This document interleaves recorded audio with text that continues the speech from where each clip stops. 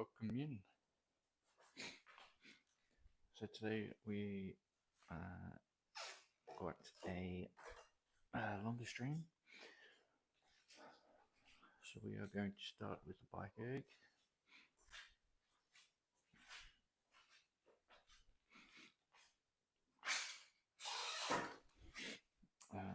We are also going to do a Metcon today. I haven't quite decided which Metcon I'm going to do,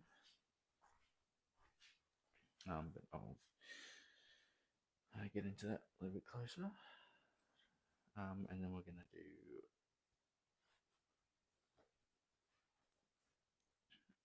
some chest work today, doing chest. And what else was I going to do? I've brewing a blank, but either way, we'll get into the bike first. Just gotta set up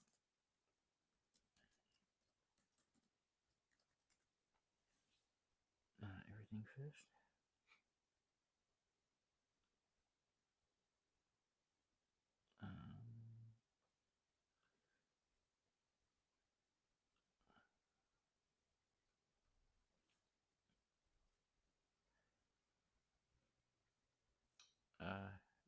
Feeling a bit better than I did yesterday. Yesterday I felt quite tired,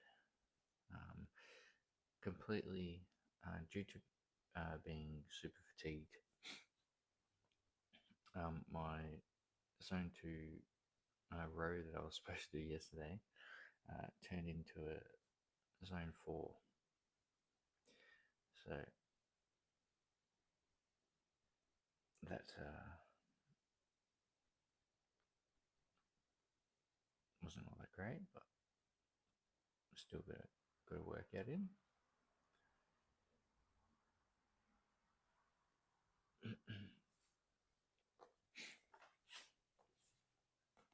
Today on the bike, we're going to go 1 hour.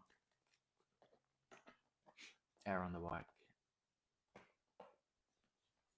So we're looking at just over 25 Ks.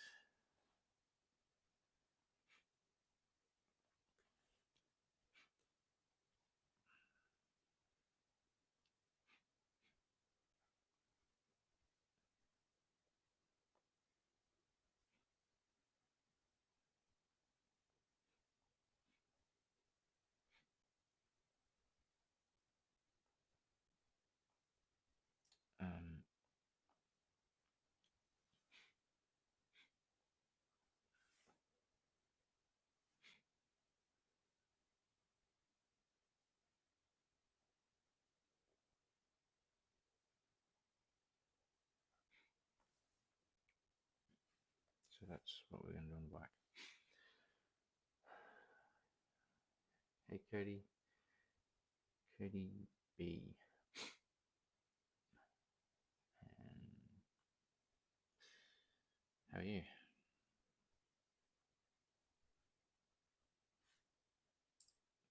Hope you're ready for a big one. Like I said, today's going to be a longer stream, so 3 hours.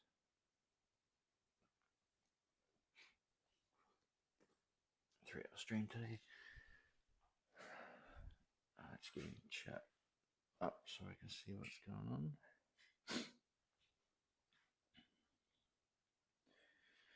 Where are we?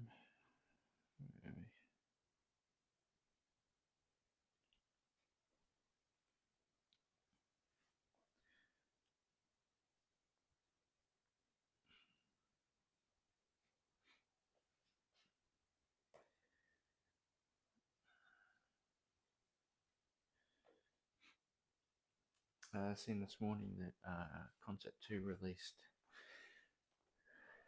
their new erg. It's a strength erg. looks interesting. Haven't seen all the details for it yet, but definitely looks interesting for sure. I don't even know if it's gonna work. All right, so we'll set up the bike here and we'll get into it.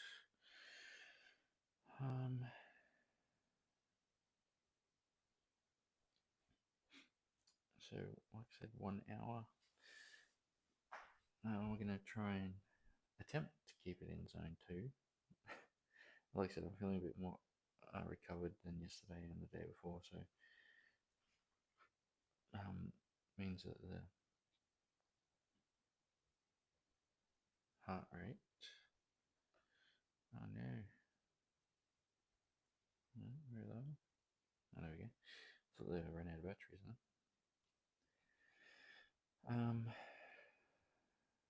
Bike. Bike. Bike.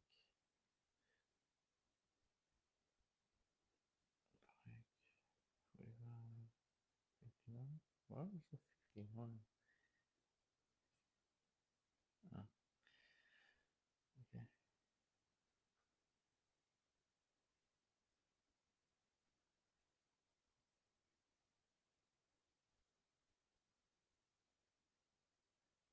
Really? Oh, there it is. I couldn't find it.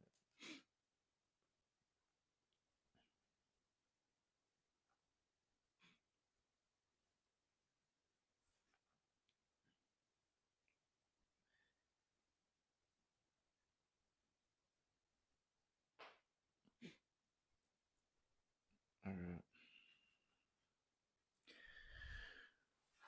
Alright, so I'll have the display set up for you.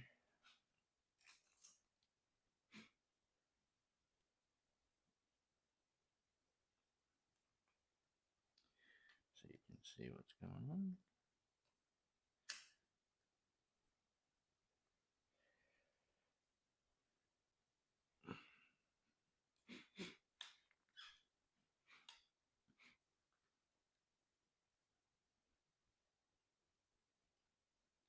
You should be able to see that. Yep. Hopefully that stays there.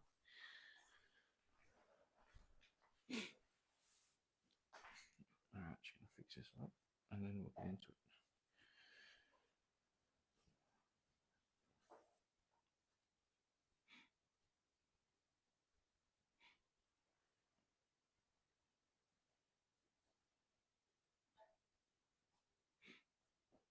Yeah, so the Concept 2 new erg looks interesting. Nope. We're gonna drop that down. We're on 3. 3 should be fine.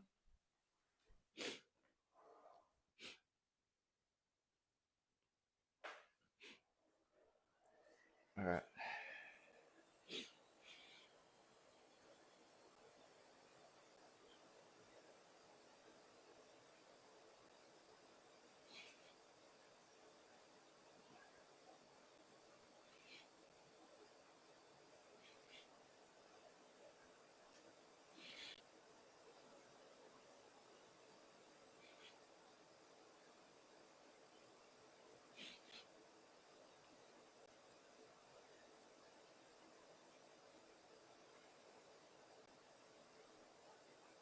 I cut shapes, sorry.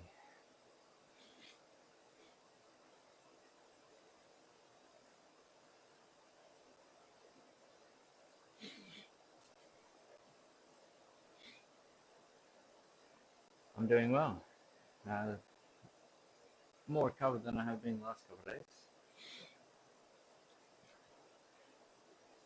I just started, but I'm sure I'll do well.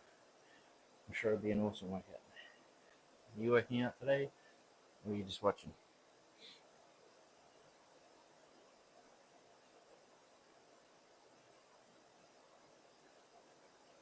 Chilling today. Nice. Oh, even better. Ah, very good, very good. Now, what character are you on and what level are you at?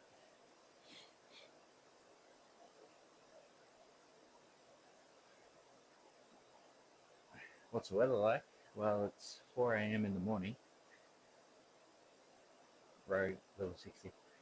Nice. At 4 a.m. and it's probably maybe 10 degrees.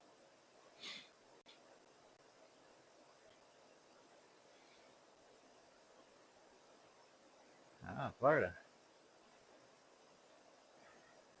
Did you?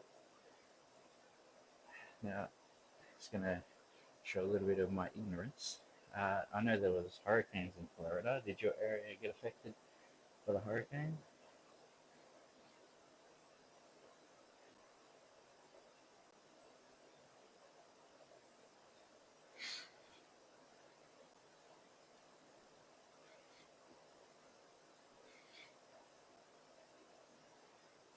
So some time. Oh, good. Good to hear. Yeah, I bet it was super scary. I bet. Yeah.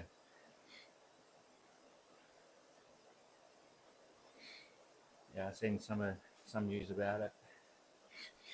Uh, yeah, it's crazy. We don't get hurricanes where I am, so or tornadoes for that matter.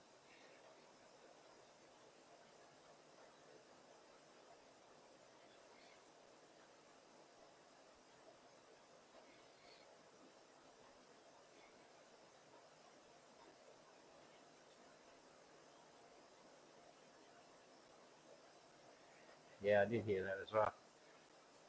So conditions seem to be just right for a tornado season.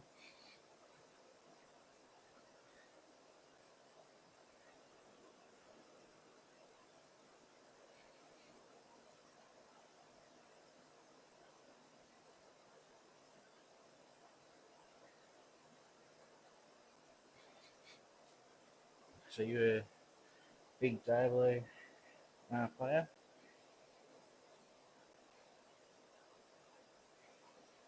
How's the streams been? Oh, pretty good.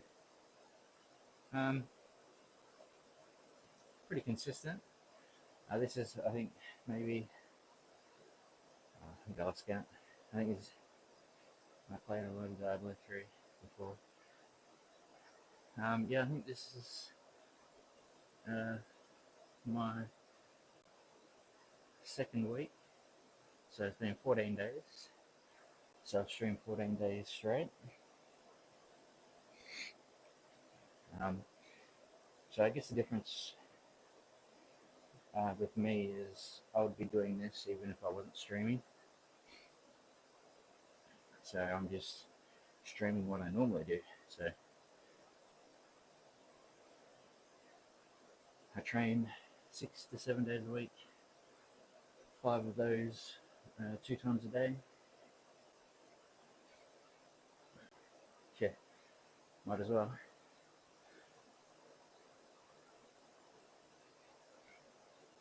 So when you train, what do you train for? Do you train for health, weight loss, size, bodybuilding? You trying to just assist in the sport that you play or anything like that? Yeah, it's not too bad. I've got a little bit to do with it. Make it a little bit more fancy and clean up a little bit. But for now, it does alright.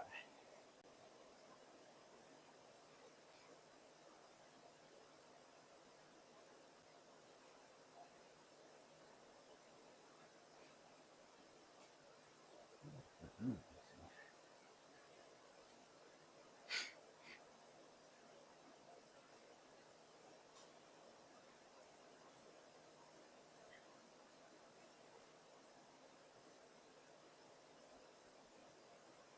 You can't just move around.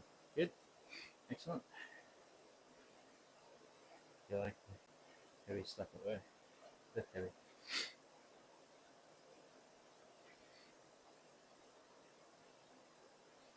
Good. What's your favorite lift? Squat, deadlift, bench press?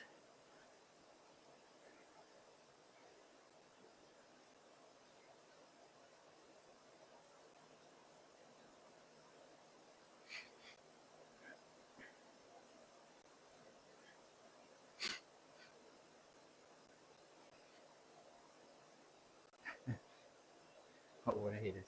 Fair enough.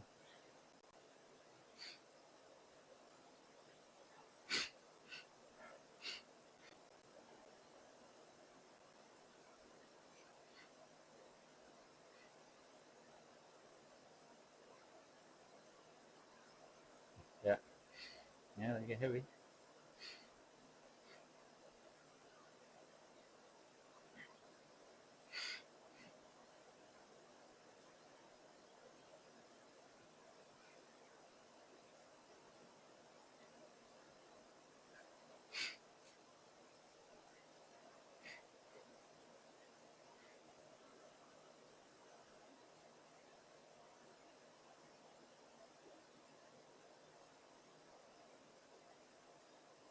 Yeah.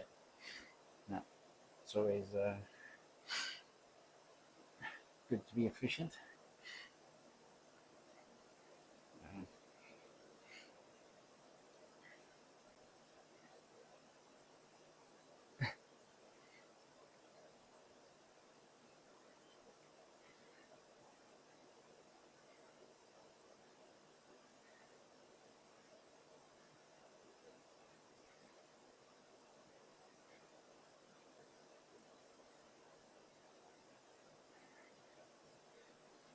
yeah, I heard that. Well, especially during what what is it? It's not summer where you are, is it? It's going into winter.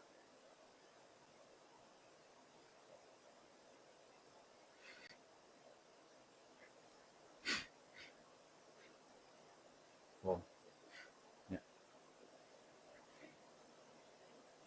yeah. So for me, it's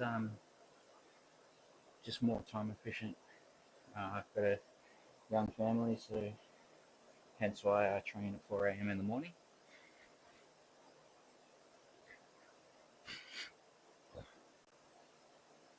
Especially if I'm spending, hour and a half during the week before work,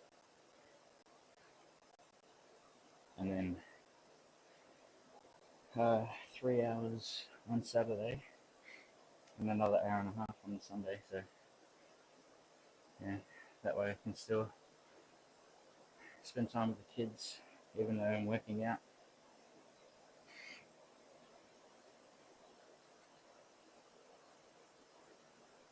Just gotta open the door and home.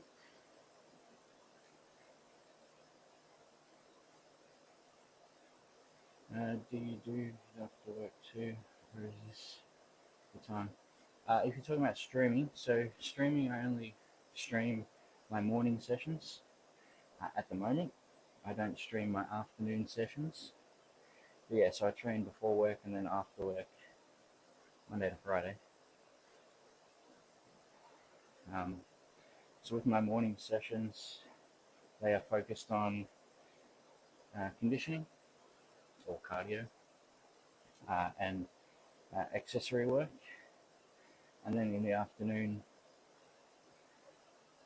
it's my strength, Olympic lifting, and metcons.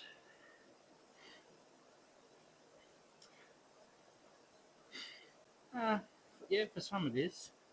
But I've been doing this a very long time, so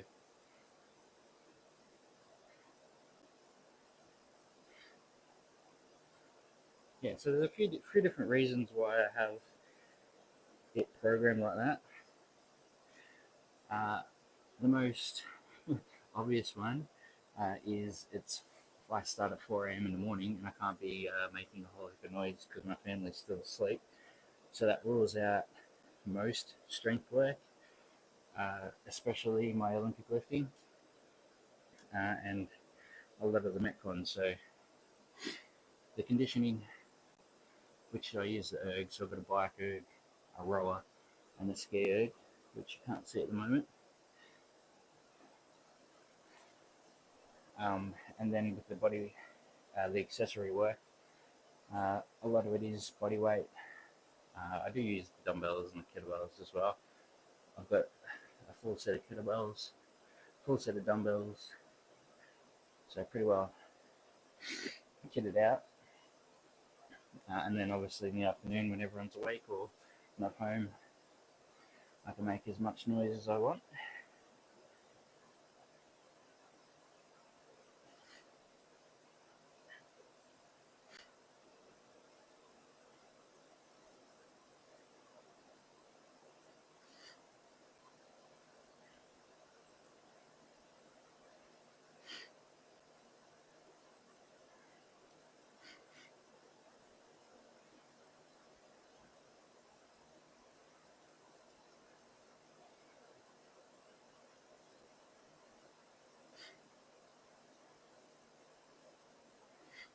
Yeah, you're right. I'm not going nowhere. I'm on this bike for another 47 minutes, and that's just the start of my workout.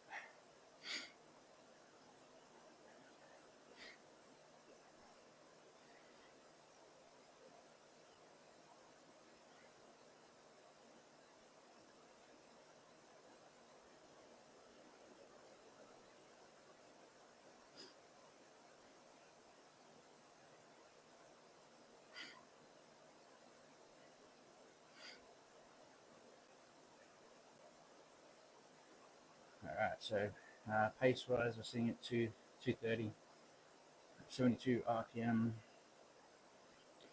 Projected finish distance is 23,500 ish. I'm down for 3 at the moment, so super light resistance. Hence why the per 1000 is a little bit higher. But really trying to focus on staying within that zone 2, which again, zone 2 is 60 to 70% of your max perceived heart rate, or max heart rate. My max perceived heart rate is 180. So 60 to 70% of that.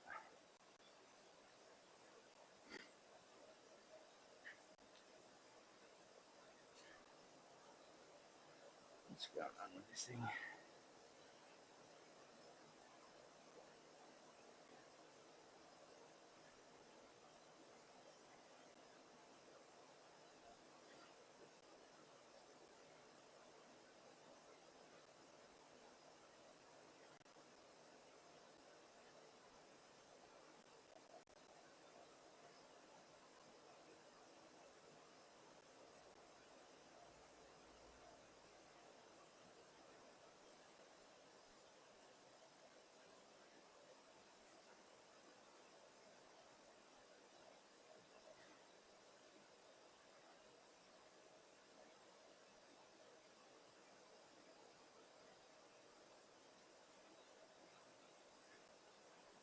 So again, in today's stream, I will be doing a Metcon. I haven't quite decided which one I'm doing. So I've got a couple in mind, but we'll talk about that a little bit closer to it. We are going to be doing sort of a combination today of chest, legs, and squatting. So depending on what Metcon I do is how hard I'll go into the accessories.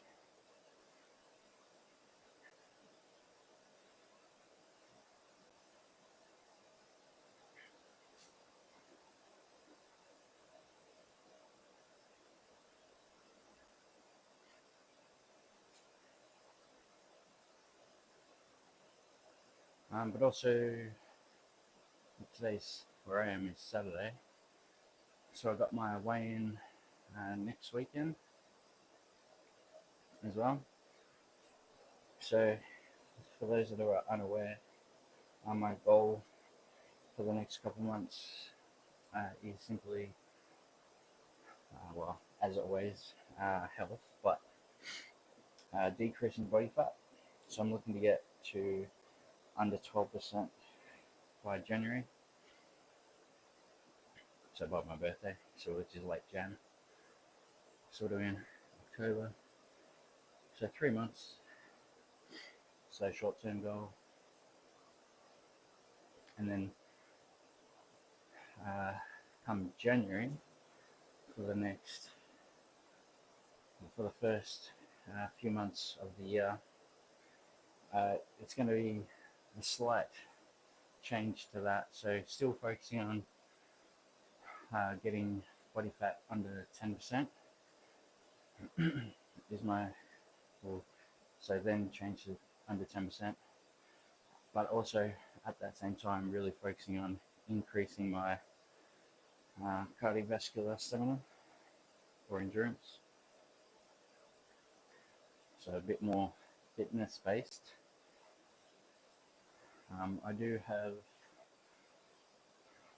I will be competing in January and February, so just trying to get ready for that.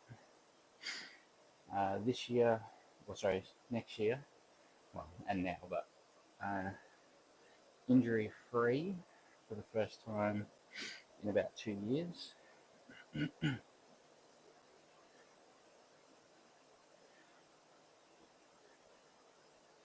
So it means I can focus on my competition side of things.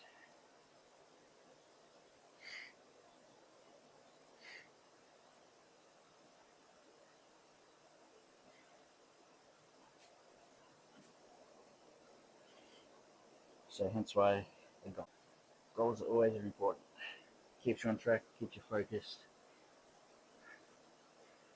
especially when things get tough, or you find yourself having a few distractions.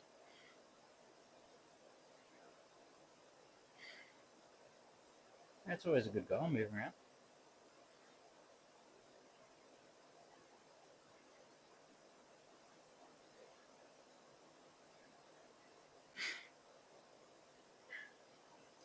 You don't need much to start. You used to run.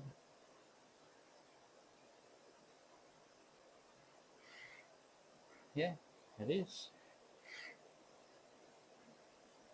It certainly is. Finding time.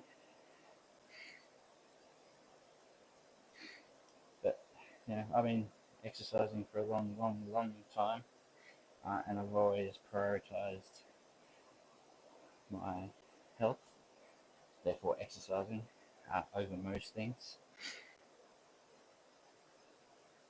But going back to, if you're looking to sort of start your own home gym, just keep it simple. Even just a pair of dumbbells, or one dumbbell, one kettlebell, or even med ball. You can do many different exercises with those. And it doesn't necessarily, you don't have to start with the heaviest dumbbell or the heaviest kettlebell.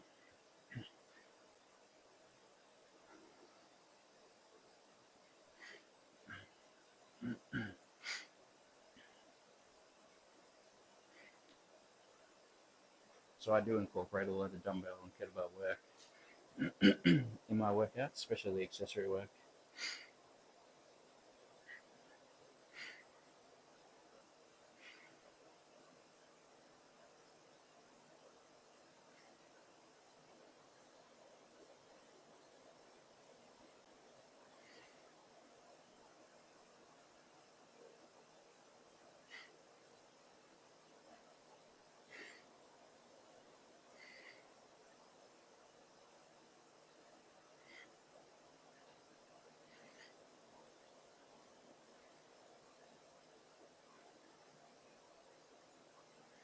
Yeah, absolutely. You see some home gyms. Some of the equipment, like the dumbbells and stuff, are from like the 70s. They still weigh the same. Yeah, that's it. Especially if you're just starting.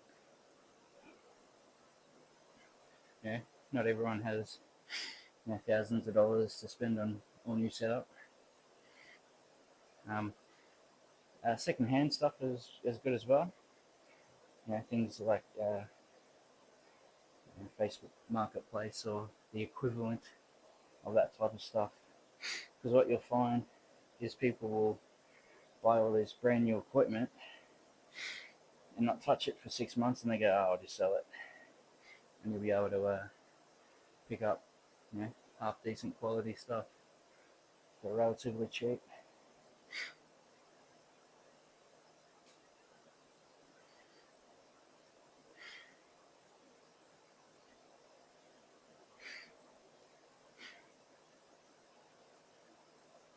Yeah, I have no doubt you'll be able to yeah, find some stuff, that's for sure.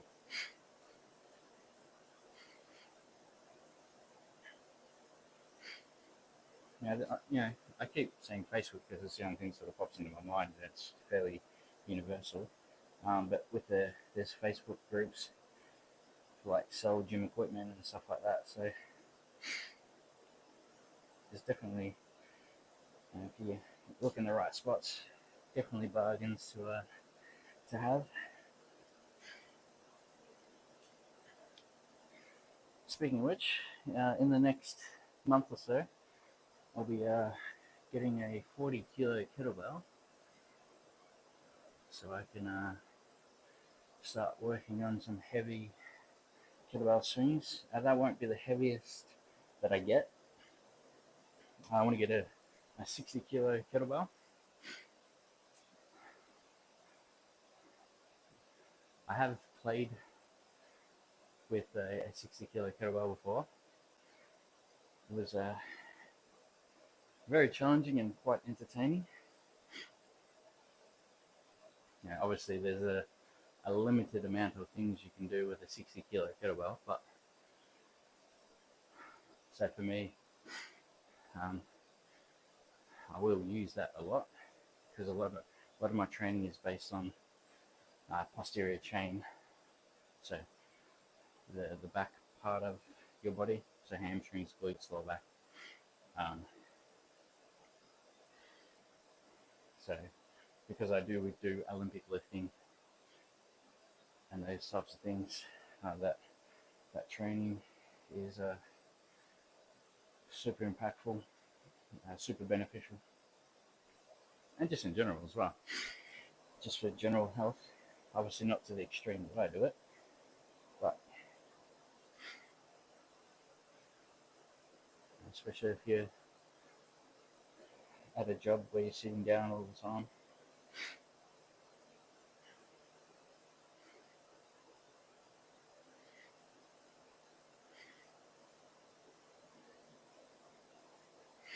There's a few bits and pieces I still want to get for my setup in here.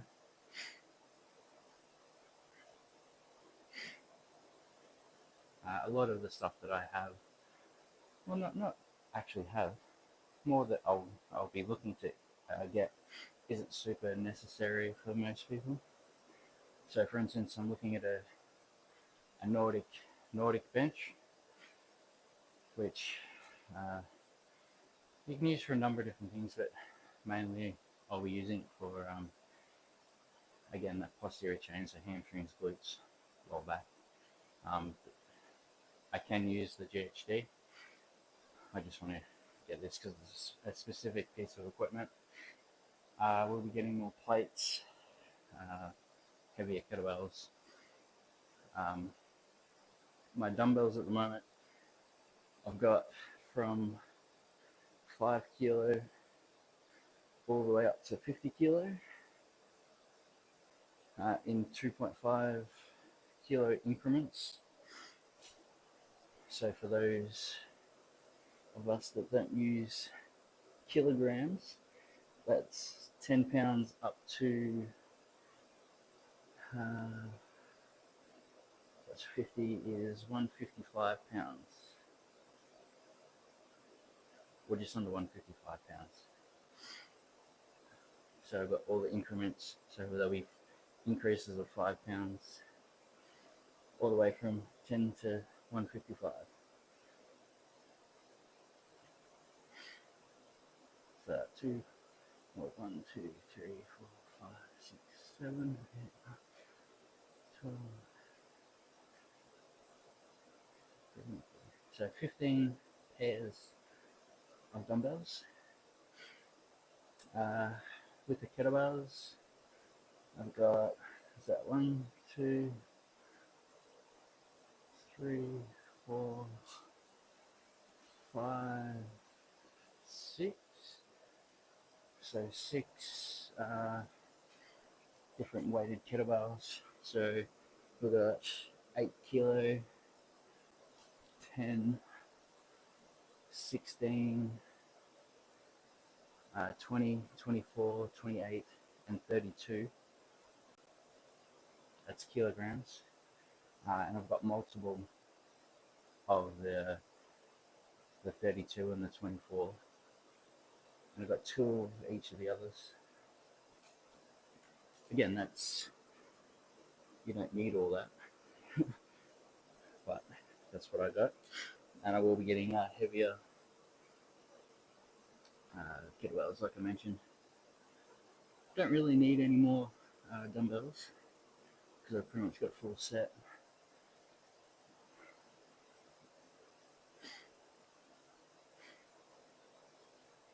I've got enough weight in plates at the moment, just because my strength is way down, but over time I'll get some plates. We've got sandbags over there. That's another option as well, a very cheap option, sandbags.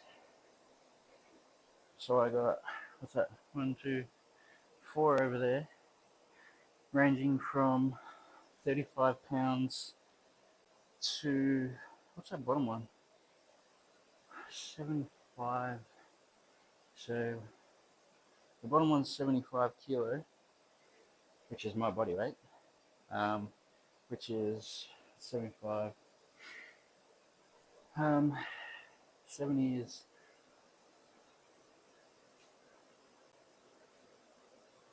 75. So 70 kilos is 115 pounds. So the dumbbell over there is not 155. That's 115. Sorry. So the sandbag is about 160 pounds.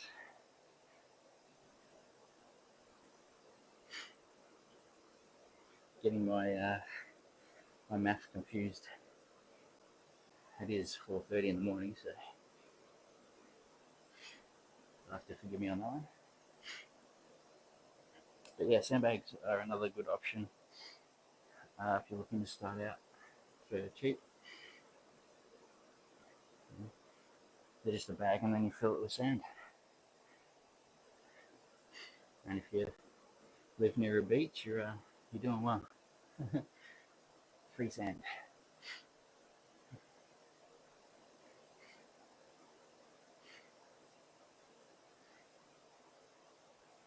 I do quite a lot of sandbag stuff as well.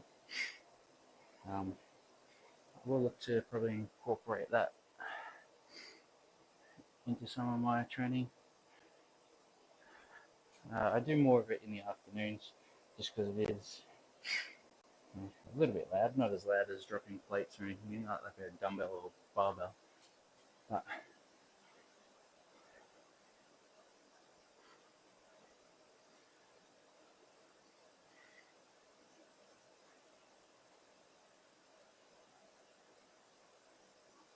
so some of the work I've got to do over the end of year break is soundproof the wall that is directly behind me.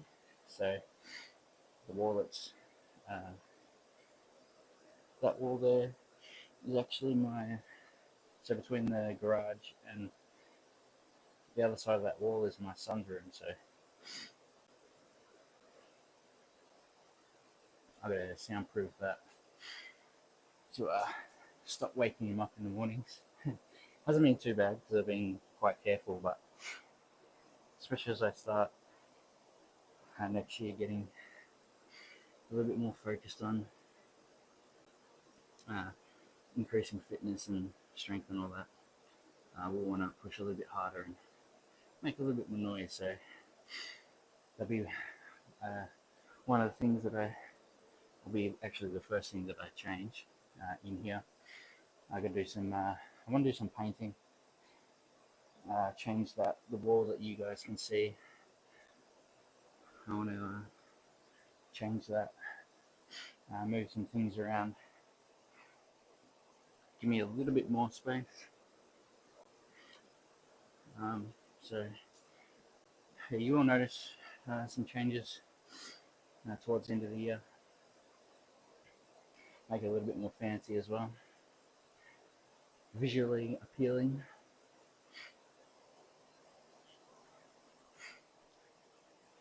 Got some plaster work to fix up over near the sandbags there.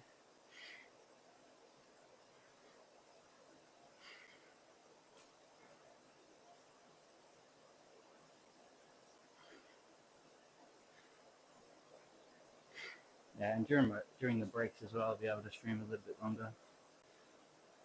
So I'll push the weekday streams out to 2.5 hours.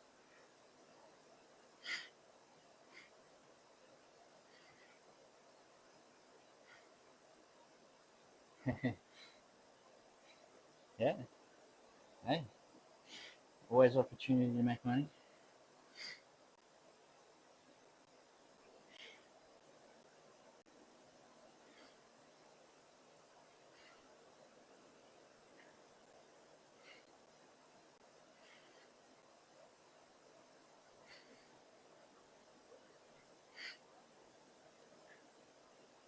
I know gym equipment's a lot more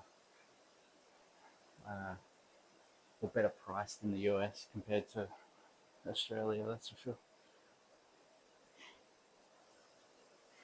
So the sandbag, just the bags, you'll pick up pretty cheap. Especially if you can find them secondhand, you'll be doing well.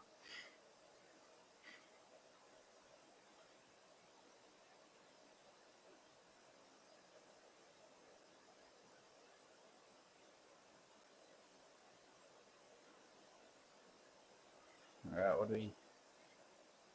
35 minutes in, sitting just under 15k or 14k. Projected finish, so distance wise is 23k.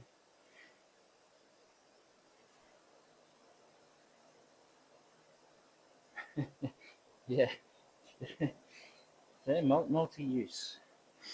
Good for exercising and holding back flood water. That's a very good idea. There you go. Super relevant to your area as well. So there you go.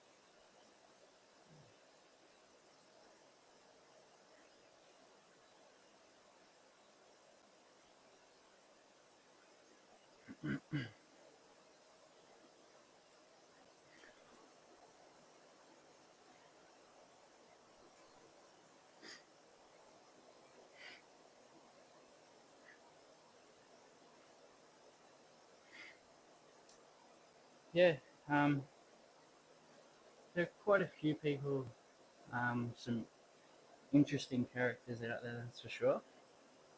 There's quite a few. I did spend a little bit of time before I started streaming, watching quite a lot and different range of different people. So I could sort of, and I knew my style of training would be a lot different to 99.999% of the people that do stream. Um,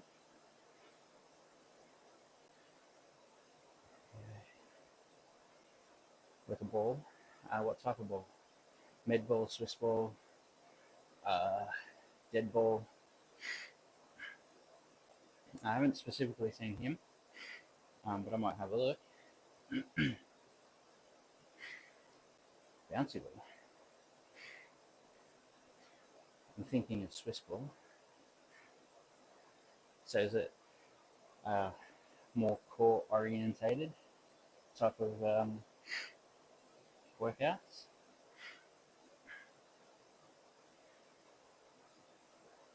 He throws it at metal plates. Now I'll have a look though.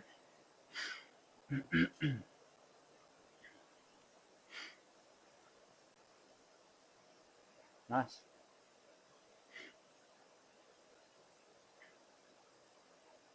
Yeah, it helps if obviously, being a streamer,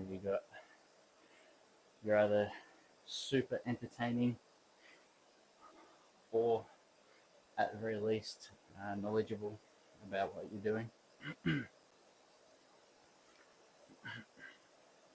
So for my streams, I focus a lot more on the knowledge portion.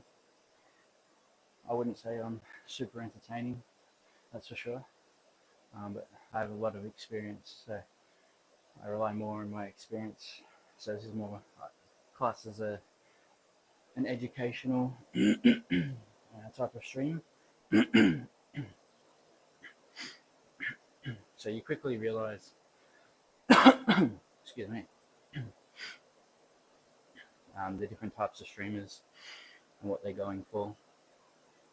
And most of the streamers out there are focused on, yeah, especially in the fitness industry. Most streamers are more focused on the entertainment side of things, which is perfectly fine. At the end of the day, if you're not entertained or learning something, you're not really, never point watching anything. So that's where I sort of separate myself. These streams are more educational. Still somewhat entertaining, and hopefully, like you mentioned before, motivate people as well. That's another factor. But again, where I try and separate my streams, or where I want to separate my streams, is even though I'm interacting with chat, are we always exercising? So a lot of the streamers that I watched, they'll do a set, anyway, or however many reps they're doing, then spend the next 10 minutes chatting. So the amount of exercise they're actually doing isn't a whole heap. Now that's not having to dig at anyone, but again, the difference is, as I mentioned earlier, that what you see here is me working out, and I'd be doing this even if I wasn't streaming. So basically I'm just pointing a camera at me whilst doing what I normally do. Obviously I wouldn't talk to myself and explain to myself what I'm doing and why I'm doing it, but the workout portion would be basically the same. So more reps and sets, more exercises, drawing on my 24 years of experience working out.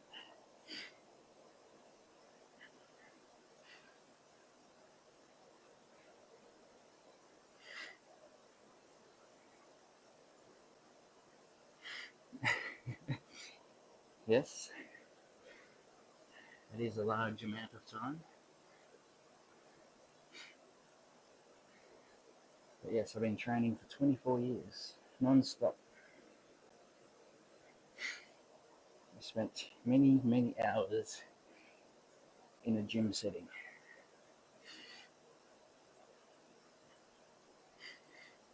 So again, that's what separates me from most people as well.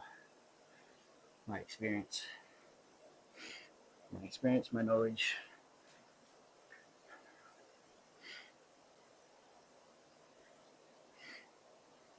Not to say that I'm the most knowledgeable or have the most experience, but compared to most streamers, it is definitely a point of difference. And that's not to put down any other fitness streamer. I hope they all do very well and succeed at what they want to do.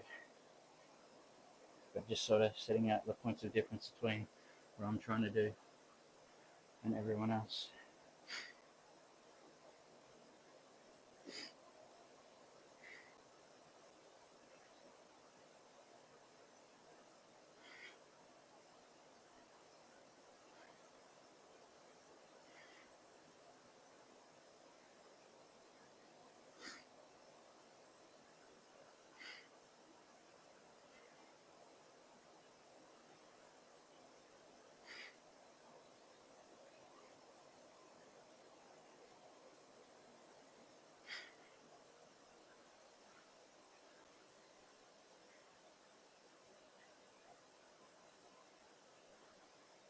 Alright, so I've got to start thinking about which Metcon I want to do.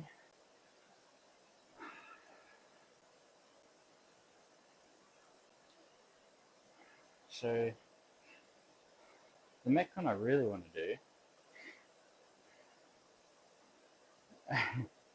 hey, I train hard. I train hard and have been training hard for a while. The Metcon I want to do also has the bike in it as well, so I think I'll leave that particular one for next week.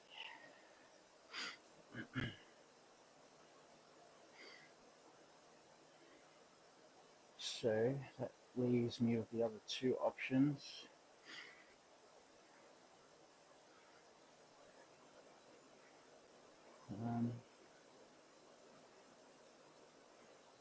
Alright, man, I might combine two of them. See what I come up with.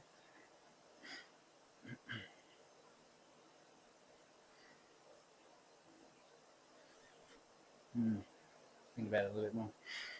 So we've got just under 15 minutes left on the bike here. Again, projected finish distance is 23,500. So 23,475-ish meters for an hour. Again, main focus for this session is just zone 2, which I failed at yesterday dramatically. But the reason that was simply just due to fatigue, so my body working harder. So I definitely feel better today, or this morning, than I did yesterday. But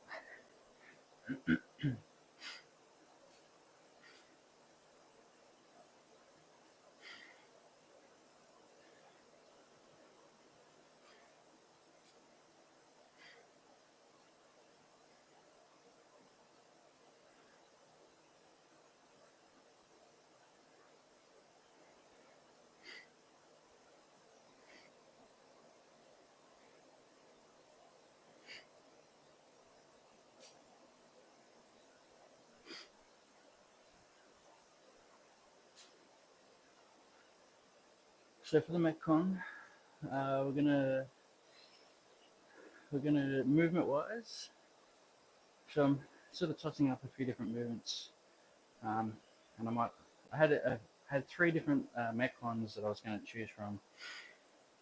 I might combine some of them. So we're going to go again that interval style type of Metcon, where it will be, I'm thinking 2 minutes work, 1 minute rest, 5 rounds.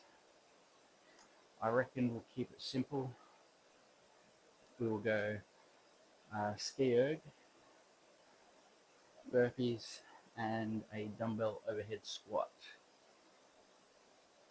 So 2 minutes, I reckon.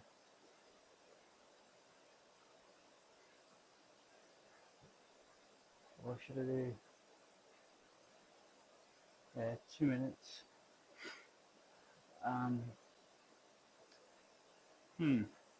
Just trying to think rep wise. So 2 minutes of work. We can make it max reps.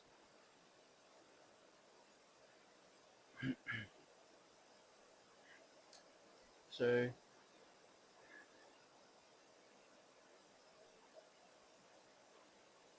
should I make it 3 minutes and 90 seconds rest?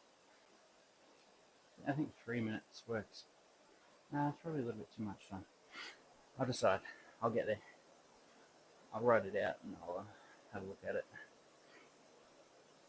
So I'm just combining 3 of the workouts that I was choosing between and combining some of the movements and the different styles of Metcon it was.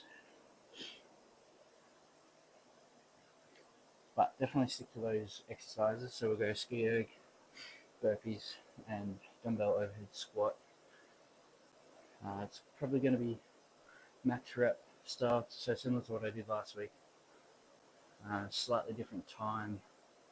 So last week I did 3 minutes on, 3 minutes off. I want to do that one as well. I might leave that one for another day. Again, just thinking out loud.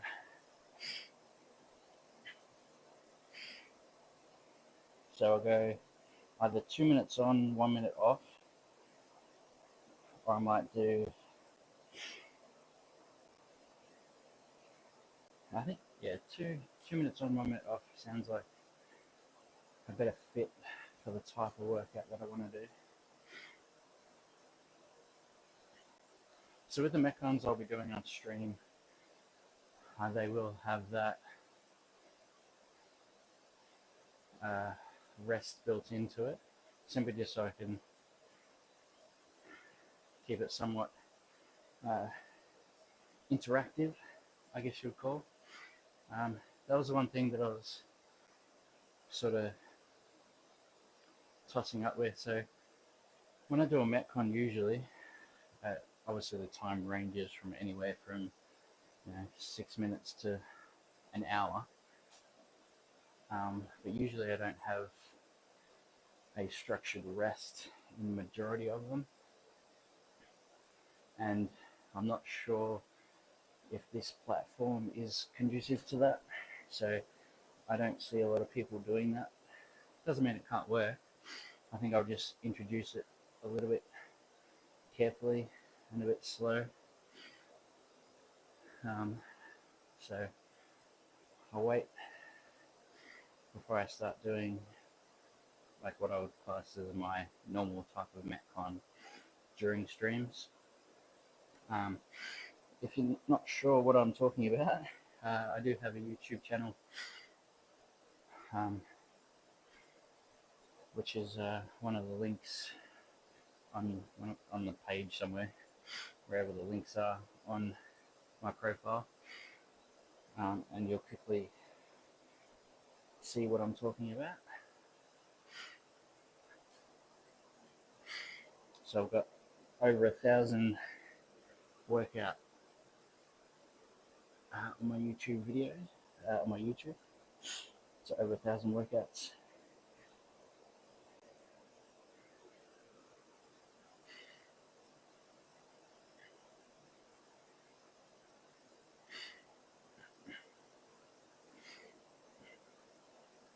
Well, thank you.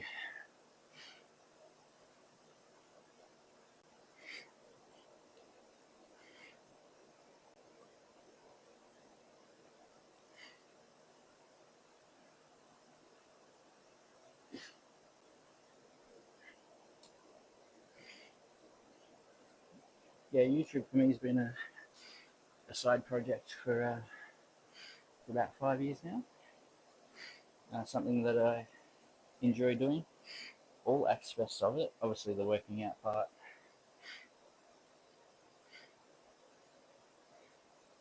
Yeah, yeah, definitely. I've been, like I said, it's been a side project of mine.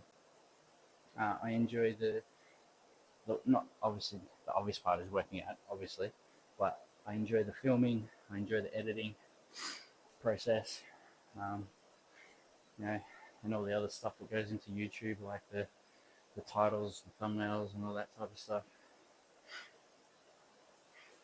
Um, gets my allows me to be creative, I guess, my creative side. So I enjoy doing that.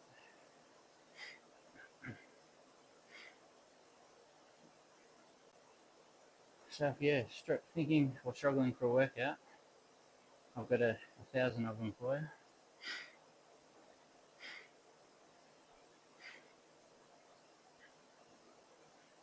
There's also strength stuff in there as well, Olympic lifting.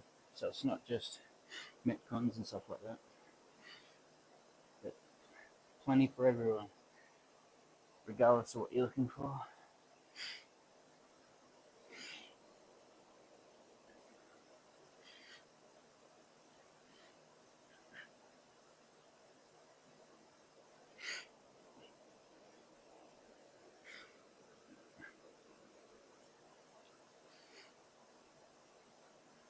6 minutes left.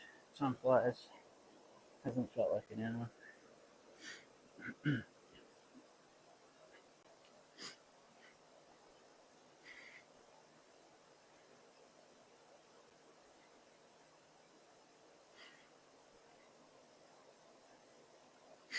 Yeah, there's playlists that sort of categorize everything. So if you're looking for more calisthenics or gymnastic type style, there's that there as well. Obviously your Olympic lifting, strength work, then your metcons, and then there's just conditioning work. So where I'm just using the ergs.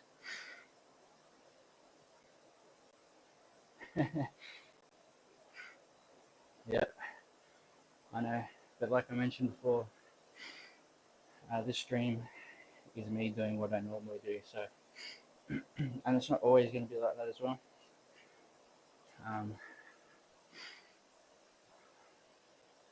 I will adapt and evolve depending on my goals.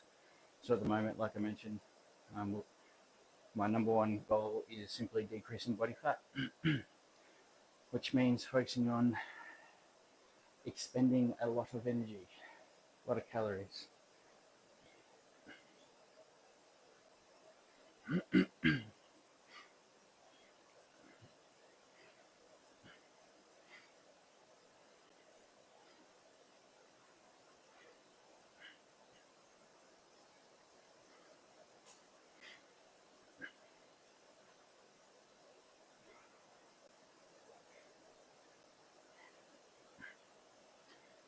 But the second half of the streams are always, in most people's eyes, more entertaining.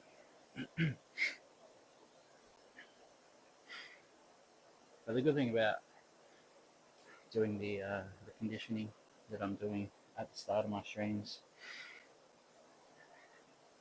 it allows me to interact with all you fine people, answer some questions.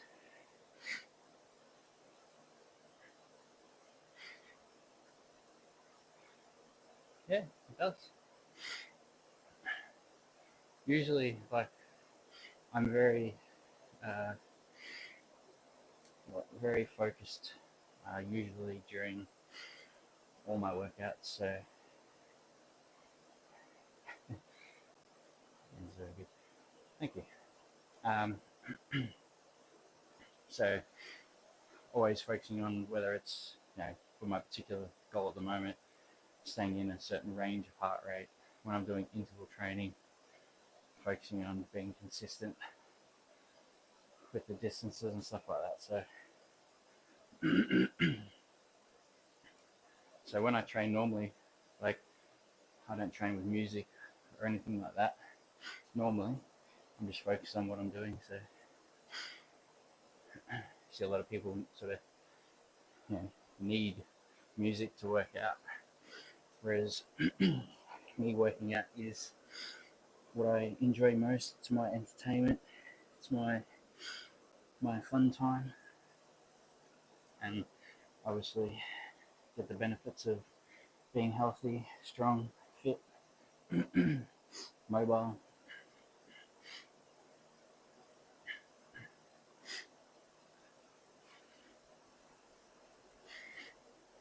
And because I do want this stream to be, you know, on the educational side,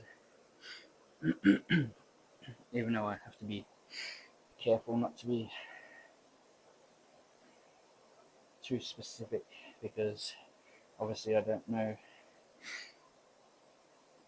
have everyone in front of me, so I don't know what injuries and stuff people have, or conditions, or experience and knowledge and all that type of stuff. So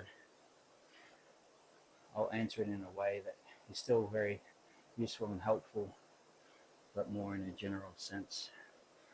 Or as an example, I'll say this is what I'll do in that situation, and you can build upon that.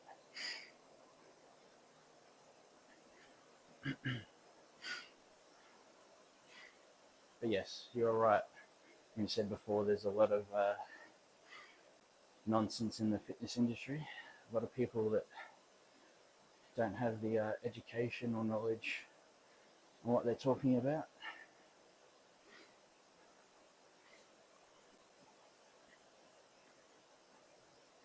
A lot of their knowledge is at best second-hand knowledge, sometimes third and fourth hand, like they heard it from a friend of a friend, or their gym buddy who heard it from one of their other gym buddies.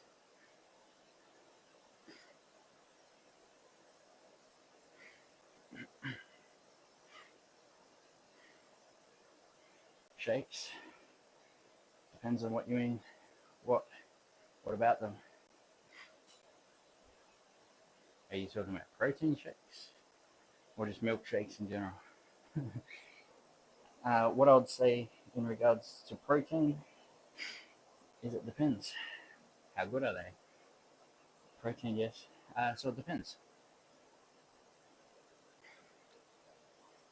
So the first thing I'll say is it will depend on the quality of the protein. Now, in general, if you are working out a lot, protein assists in recovering and building muscle. So for me personally, I try and do everything as natural as possible. So what do I mean by that? Is if I'm looking to increase my protein intake, I'll simply eat more meat. Now, do I take supplements? Yes, but that's after I have tried to get it through more natural sources, so like meat. So an example of two supplements I take. First one is a multivitamin. The reason I take a multivitamin is just to fill all the gaps within my nutrition, to help, you know, get all my things that I need, because I do work out a lot. And some things you can't get through nutrition. Most of them you can. So I take a multivitamin. And also the other one I take is creatine as well. Now, I don't take that all year round, but I do take that as well. And yes, some periods during the year, if I find I'm not getting enough protein in my diet, because I track all my macros as well. So one thing you'll notice about me is I track all my exercises, sets and reps, distances, all that type of stuff, but also track my macros. All right, we're just gonna I'll get back to your question in a sec. I just want to have a look at my zones.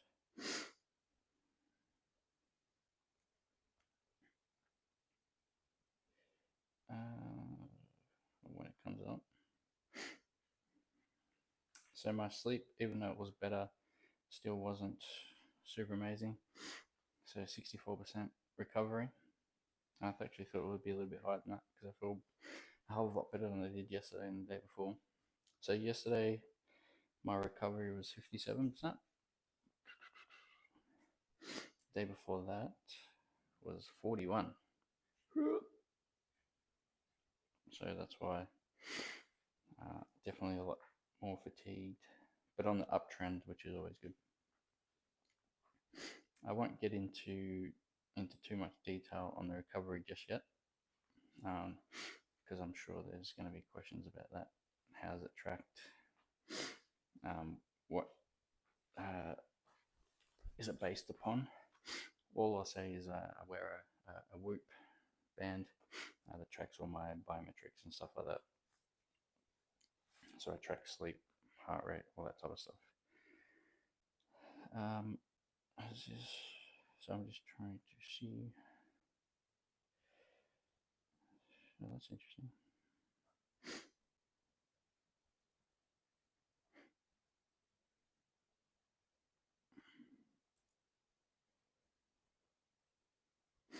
Alright, it's just pending.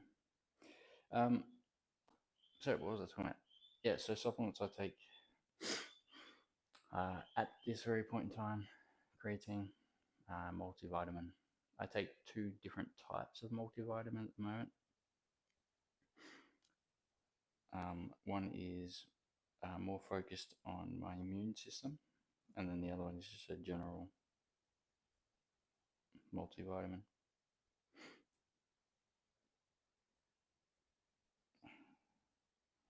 All right. So, yeah. Okay. So, what I'm looking at here is different zones. So, zone 2 is for general health and general fitness, just general, basically. So, it's 60 to 70% of your max heart rate is zone 2.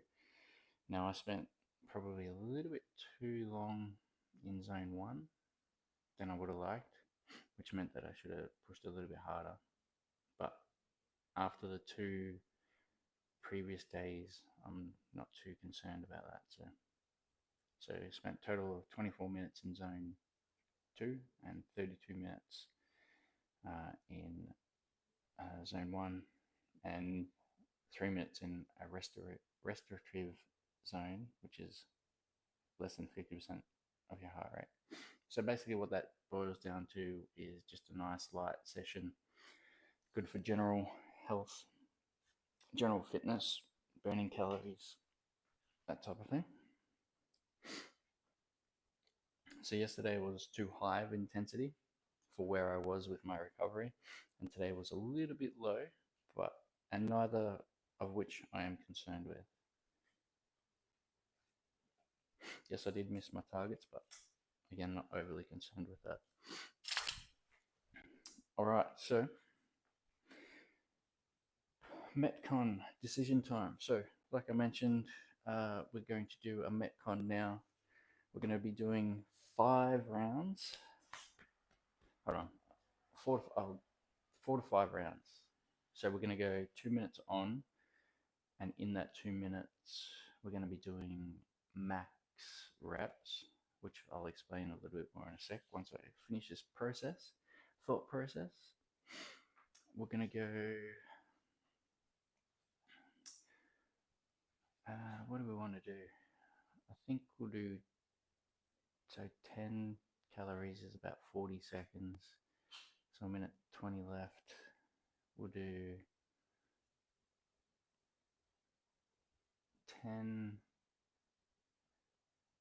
burpees and then max overhead squats.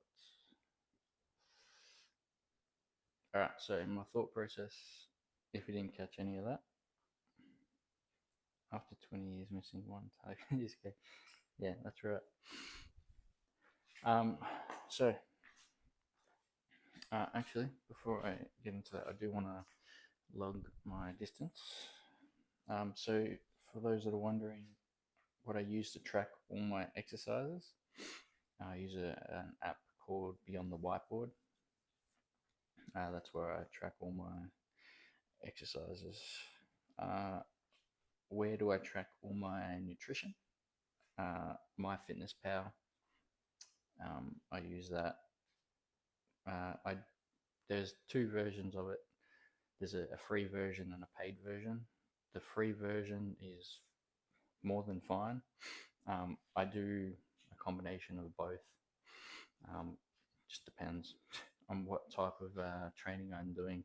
So when I'm focusing on things like decreasing body fat and stuff like that, I will track my macros more closely, and then that's when I'll go to the paid version. But just for general, and if you're starting out, the free version is more than fine. What have we got? Bike.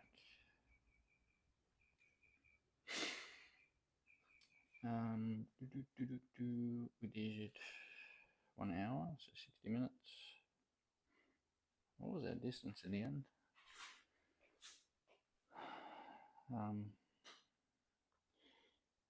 We did 23,307 meters.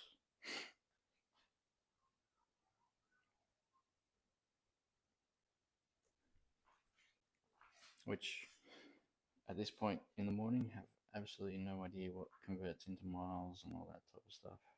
I'll let you guys figure that out that use miles. So it's 23 Ks. What is it? 1 mile is 800. So 1 mile is 800 meters. So you can work it out from there.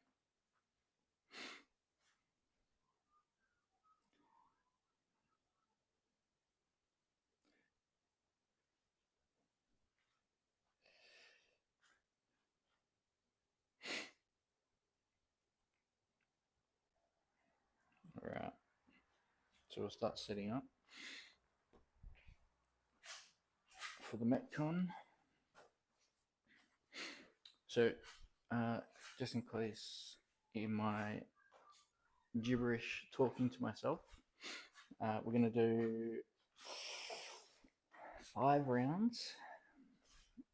We're going to go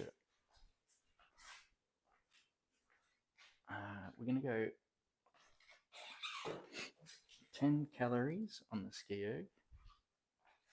We're going to do 10 burpees, and then in the remaining 2 minutes we're going to do max rep overhead squats with a single dumbbell with 1 minute rest. Now I will put that into chat, so people wondering what the hell I'm doing,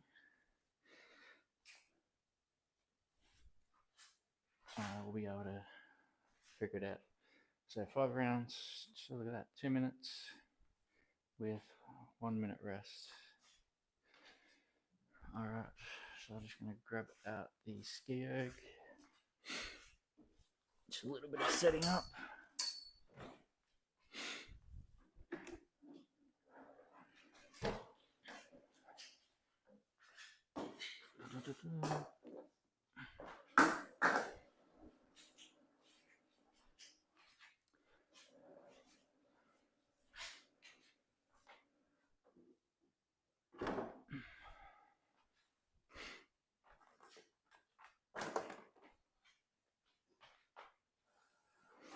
Hopefully you can still see that.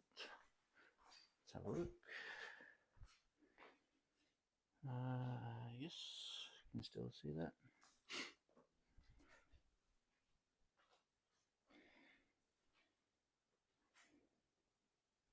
What the hell are you doing? Moving stuff around, getting ready. All right, so that's skio. I'll do my burpees. Hopefully, delay. Come on.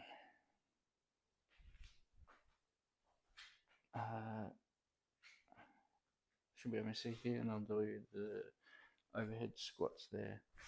Weight for the overhead squats will be go 22.5 kilo.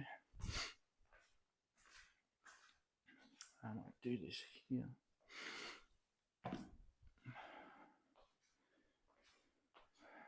All right.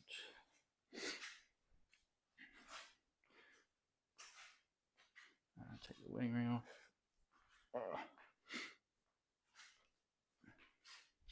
Thank you, thank you. Oh, fingers are swollen. Oh, all right. So let's warm up my overhead squat first. Start with a lighted dumbbell.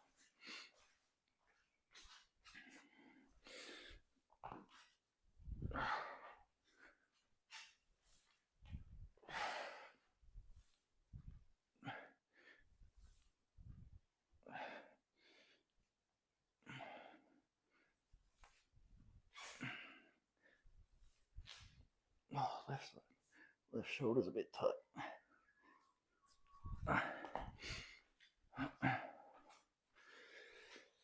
Just gonna stretch out the left shoulder a little bit. It's a little bit tight.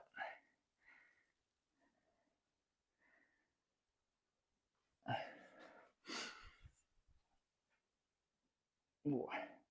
I did shoulders 2 days ago, and upper back yesterday. Well, back yesterday, so we'll see.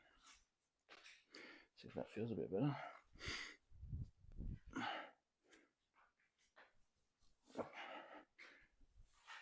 Oh, not really.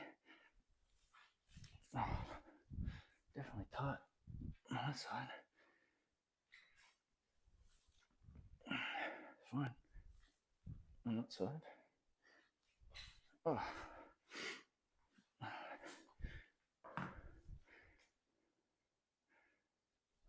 No problem, no problem. Oh. Just gonna take a few moments to warm up my shoulder. Where's my band? Oh, over there. I'm just gonna do a little bit of activation work. So a bit of mobilizing.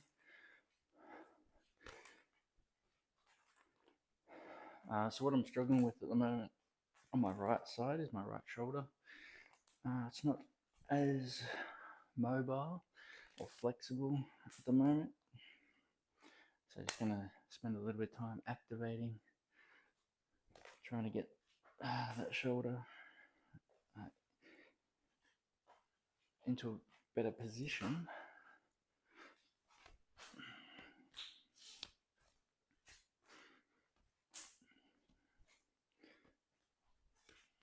So it's just due to tightness, a little bit of fatigue.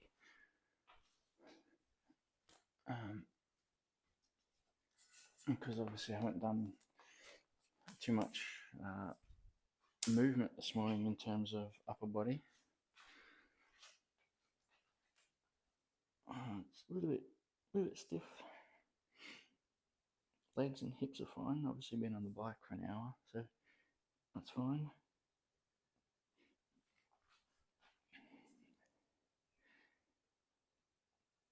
So just taking the time to make sure that the body's moving well before I add weight and especially intensity with the weight. I might change it up to a goblet squat, or actually what I might do is I'll change it from an overhead squat to thrusters. I'll do the I might do that. I'll leave the overhead squats for today.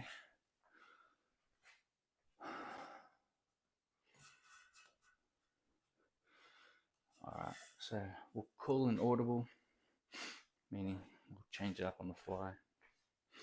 That's my sports background coming out. So we'll change it from an overhead squat to dumbbell thrusters. Now I will do a double dumbbell, so 2 dumbbells.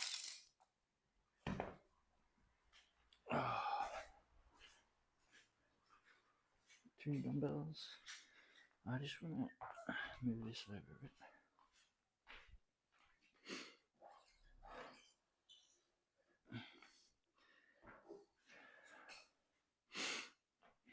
Alright, so dumbbell thruster, dumbbells in that front rack position, full squat, pressing overhead. For those that were unfamiliar,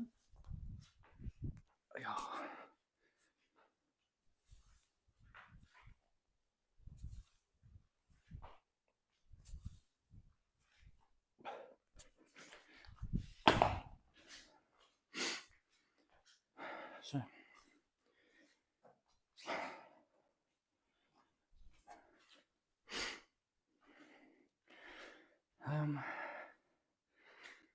because I've changed that exercise, I might drop the calories a little bit. So we'll go 8 max. Alright. So plan. I'm gonna put it into chat. So it's 5 rounds of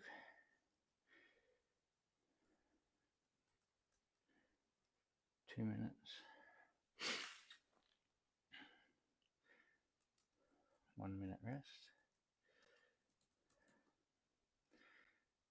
8 skio kills. 8 burpees. And then max rep dumbbell thrusters. 22.5 kg. Alright, so that's the workout. I'll pin that. What? Unpin after, yeah, sure. 20 minutes, we'll go that. Cool. Done.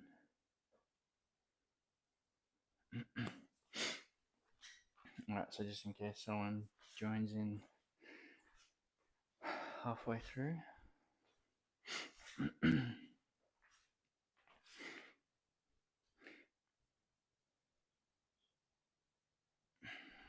Alright, so the wheel is 1 minute rest as well, so should be fine. Okay, good to go. Alright, 10 seconds.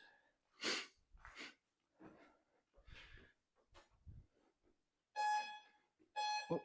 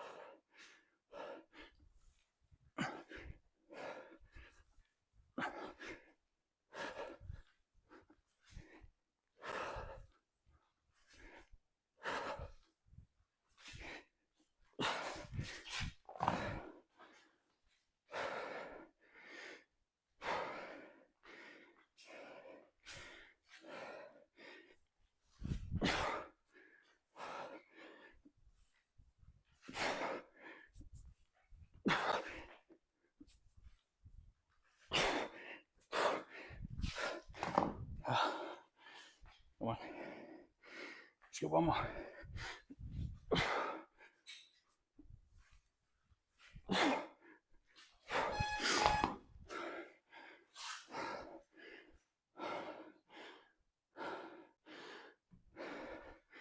All right, 9 reps.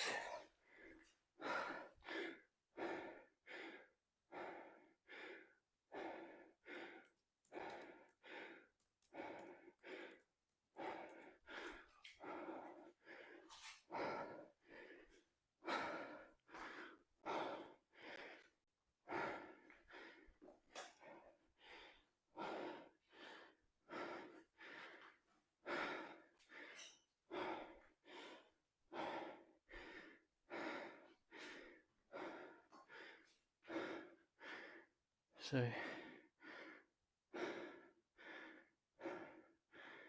try and match that 9 reps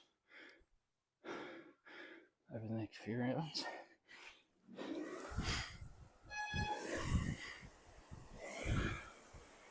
So again, 8 calories, 8 burpees, max rep thrusters.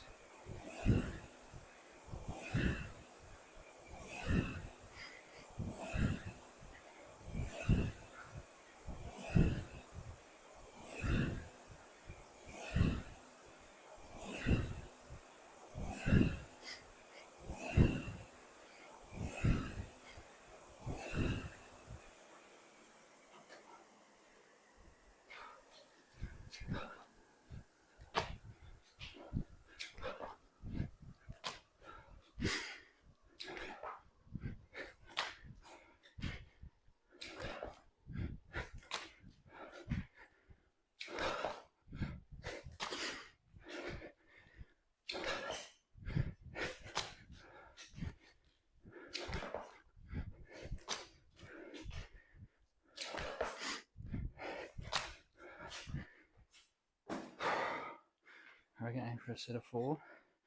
Quick rest. Another set of 4.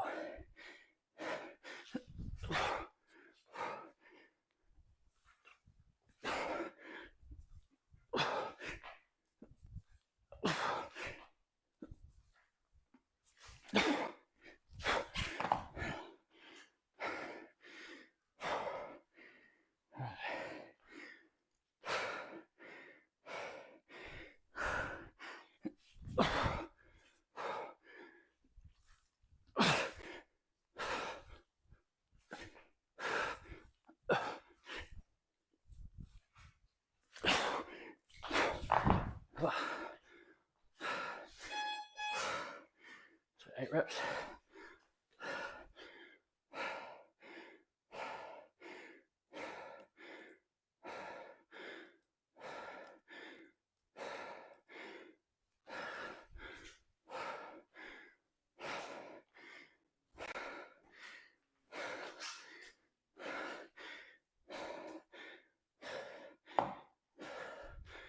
So weight, they're 22.5 kilo dumbbells, which is 50 pounds each.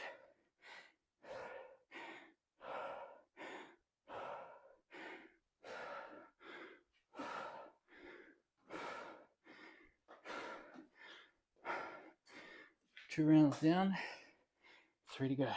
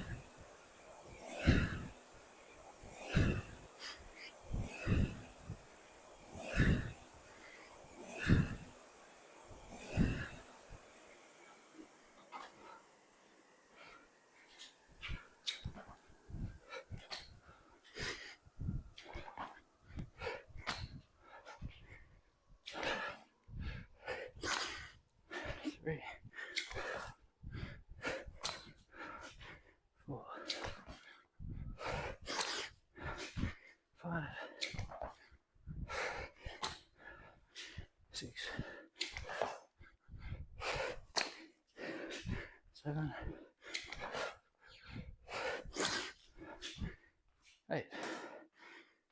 Right. Right.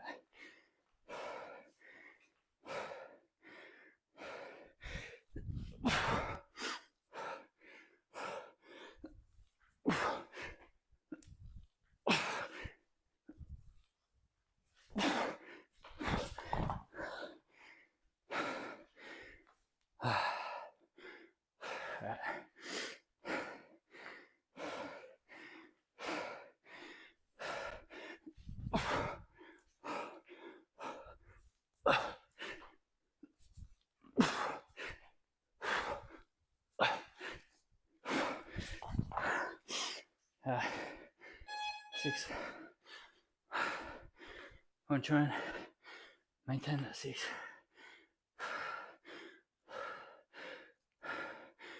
Round 3.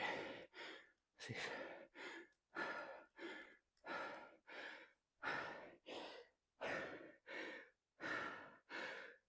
Oh yeah. Okay. Was that 3? 3 down.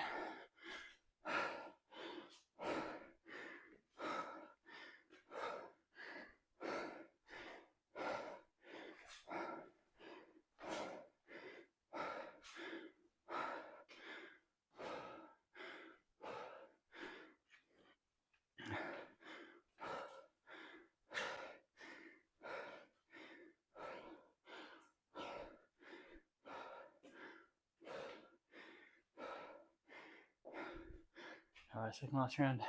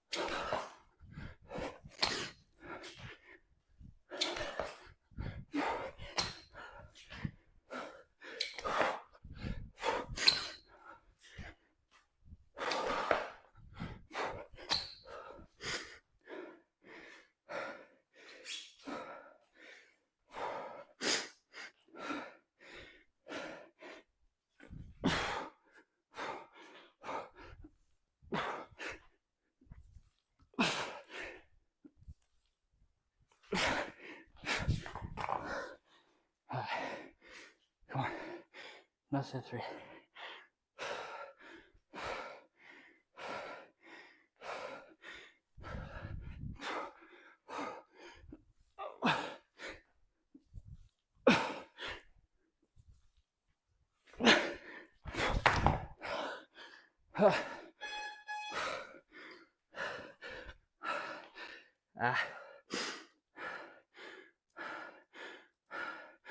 And 4, 6 reps.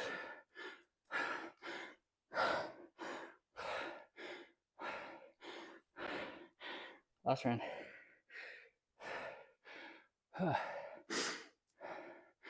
Making those dumbbells look heavy.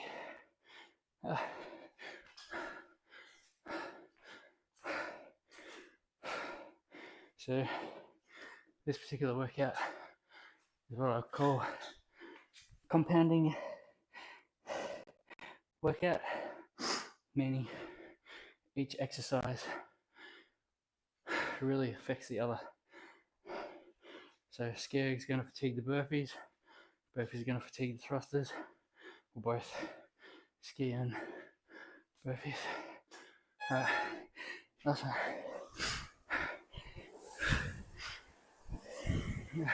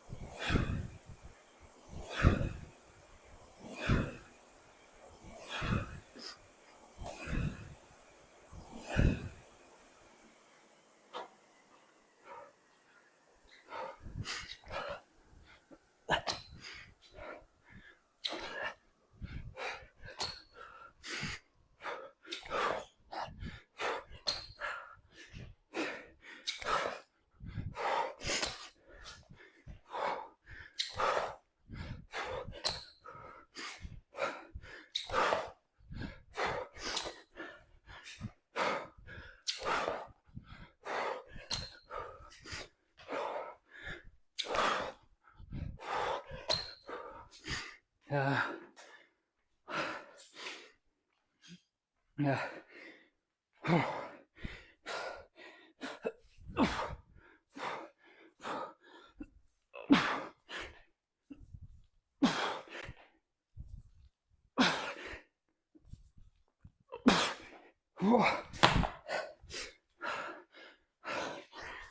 uh, come on.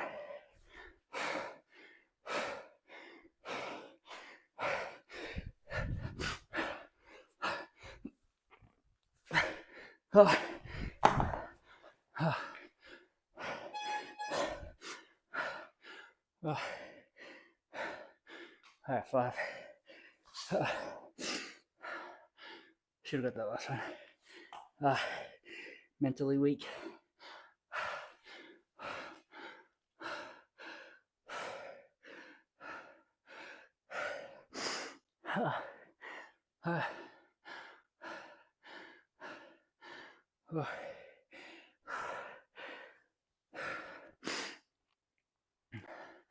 So 5 reps.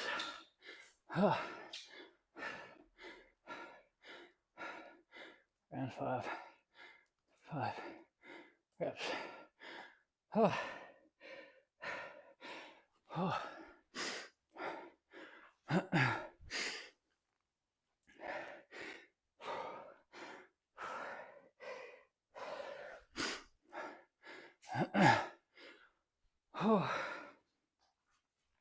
Rightio.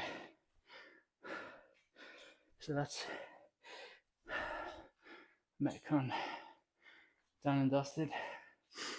So had to change one of the exercises off. So originally planning to do overhead squat, right shoulders a little bit jacked up. So it's not an injury or anything like that. It's just super tight, super sore. So compromised my overhead squat position. So changed it up to thrusters. 2 50-pound thrusters. First round was 9. Then the next 3 were 6. Oh, sorry. First round was 9. Second round was 8. The next 2 were 6. And then the last one was 5 reps. So, not too bad. Not too bad. Definitely down on peak fitness, which is fine, which I know and understand how to improve upon that. And start of Feb, that's what we'll be focusing on, is that peak performance aspect of it. So as an example of that, the ability to be able to hold a zone 5, which is 90 to 100% of my max heart rate, to be able to maintain that through that type of workout or style of workout, not style, that type of Metcon, lack of oxygen to the brain. All right, so just gonna log that, and then we'll get into some accessory work. So we're going to start with a superset of incline chest press and push-ups. That will be the first set of accessory work. All right, so what do we got? We want rounds for max reps, or in the remaining time. We'll go with that one. So 2 minutes. We did 5 rounds. Steered calories 8. Ooh, burp. burpees. Whoops. Burpee 8. And then dumbbell thrust overs. We did max reps. Wait. Excuse my sniffing. Rest. 1 minute. Alright. So 9, 8, 6, 6, 5.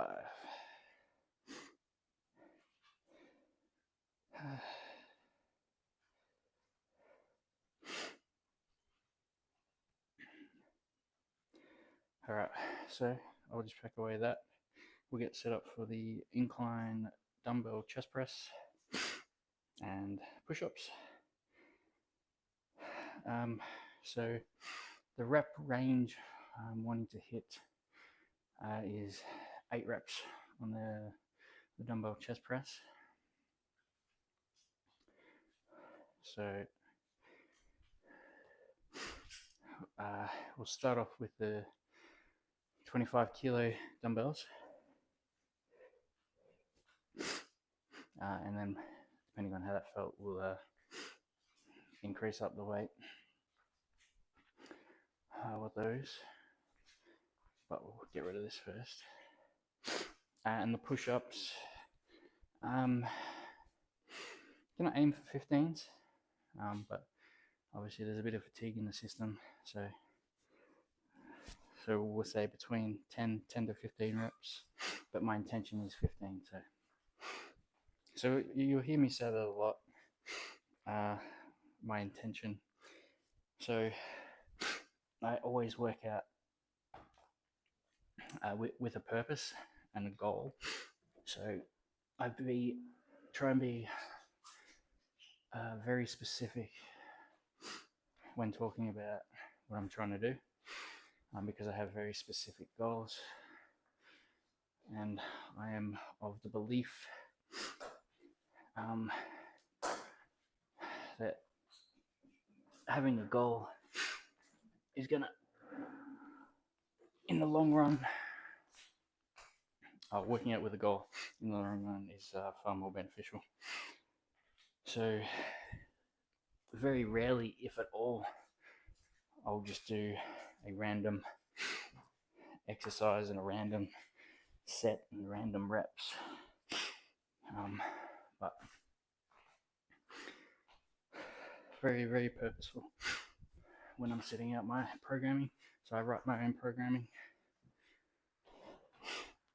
and have been for many years. Alright, so remove all this stuff.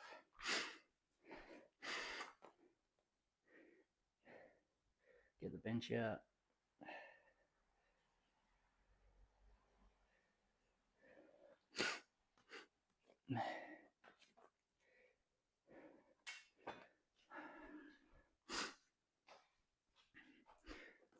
Bench. Move the laptop. Alright.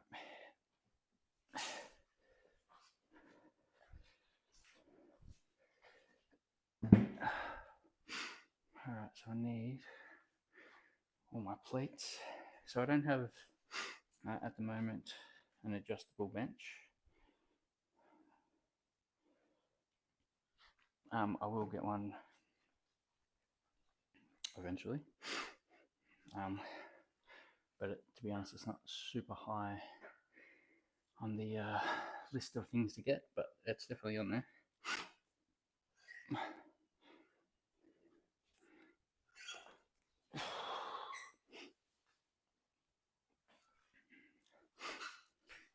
Alright, so these plates are simply just to elevate the bench.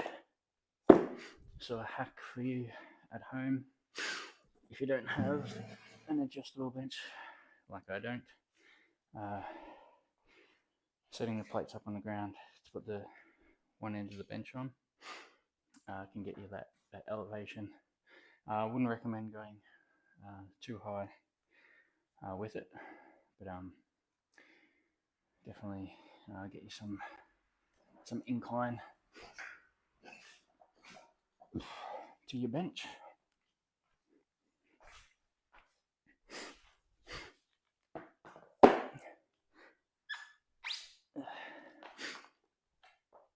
So I'm going 3 plates high. These are the like, what do they call them?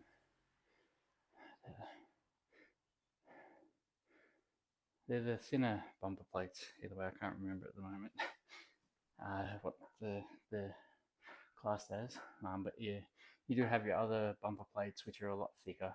You'd probably do two of those, but with the thinner ones, you can go. You probably get away with going 4 high with the thinner ones, but I found 3 to be fine.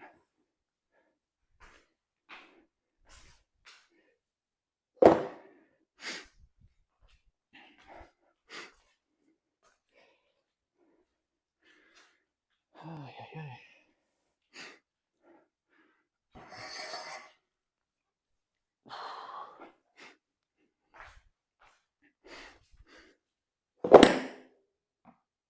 Yeah, so that's 2.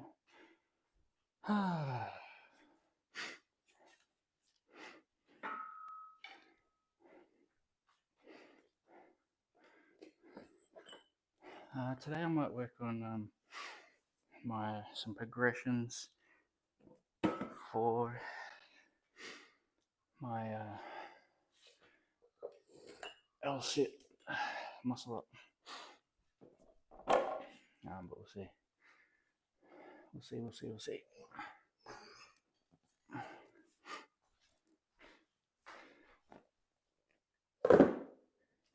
So 3 of the plates high, I find to be sufficient for incline. You definitely could go a bit higher, but I wouldn't go too much higher than this, just for the safety aspect of it.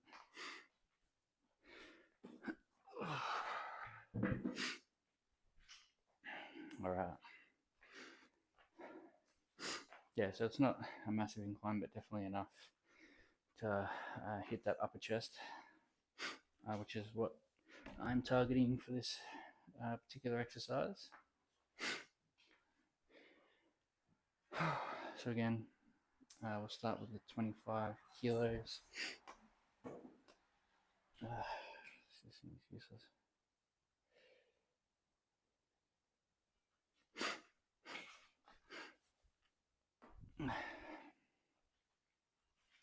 So I've got chats sort of around the place, so I can try and see. That was your idea, at least.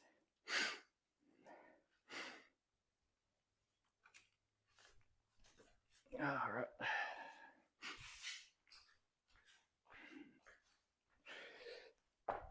Yeah. So, yeah, we can see that. I'll do the push-ups. I might do them just behind that plate there, just so we can see. All right, so we're gonna go 5 sets.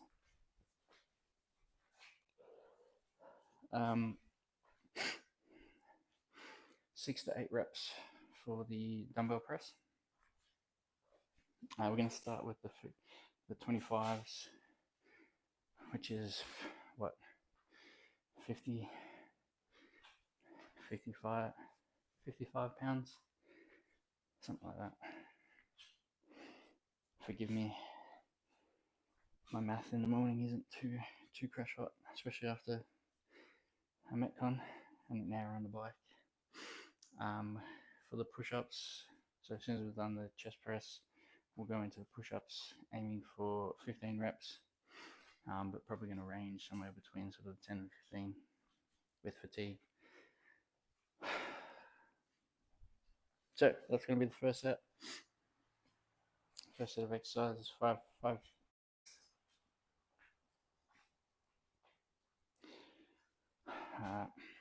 We'll hit hit this first one. See how it feels.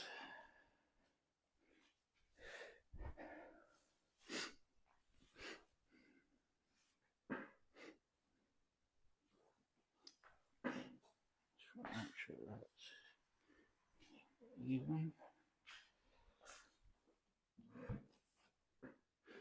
Yep, there we go.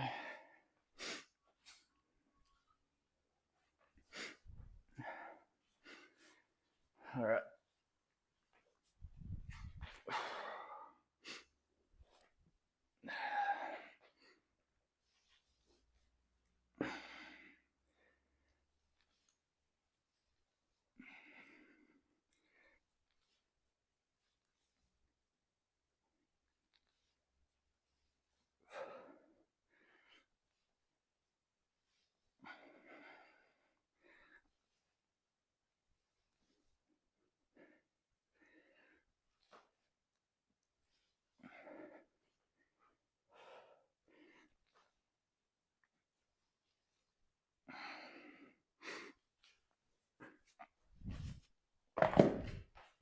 All right.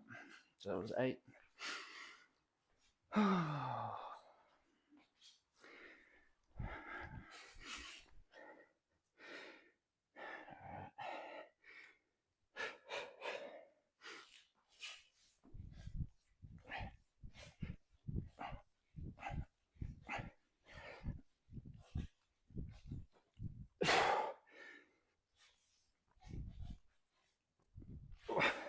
Alright, 12 it is. So we'll drop that down to 12. So I was hoping for, sorry, not hoping, my intention was 15s, but 12s for today. So 6 to 8. I might stick with this weight.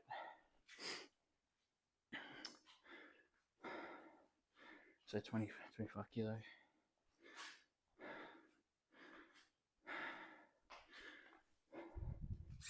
And then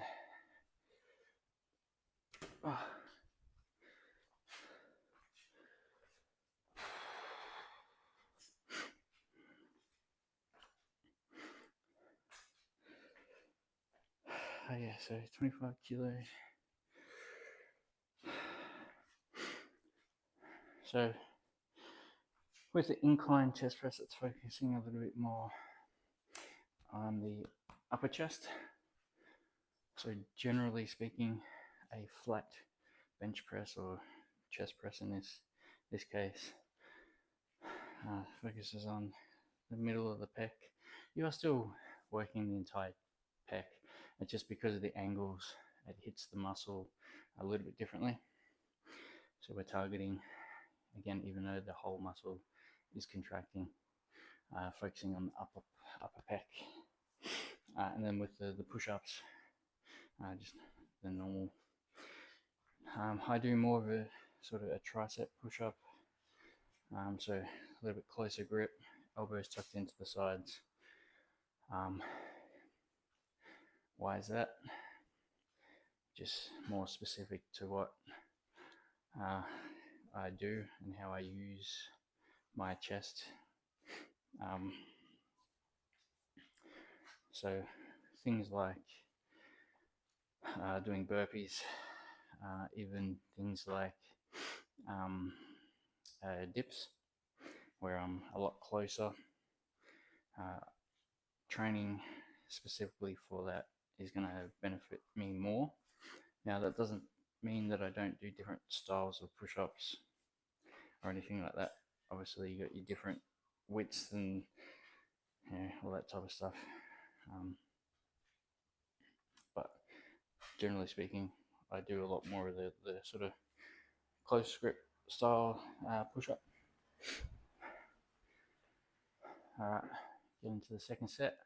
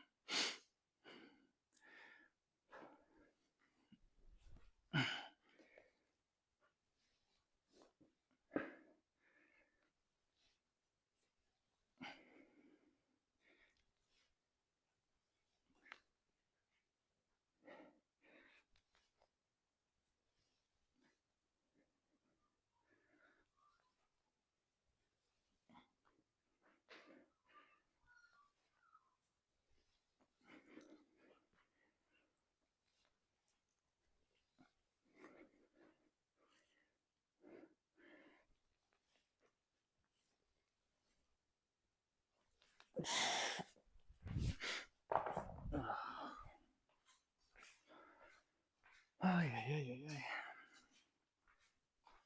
I will grab a drink of water after this. I forgot to bring in a drink of water. So I've been going, what,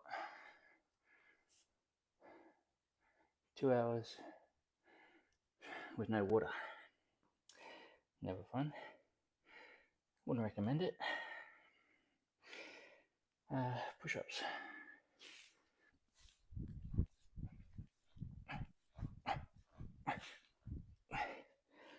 Oh.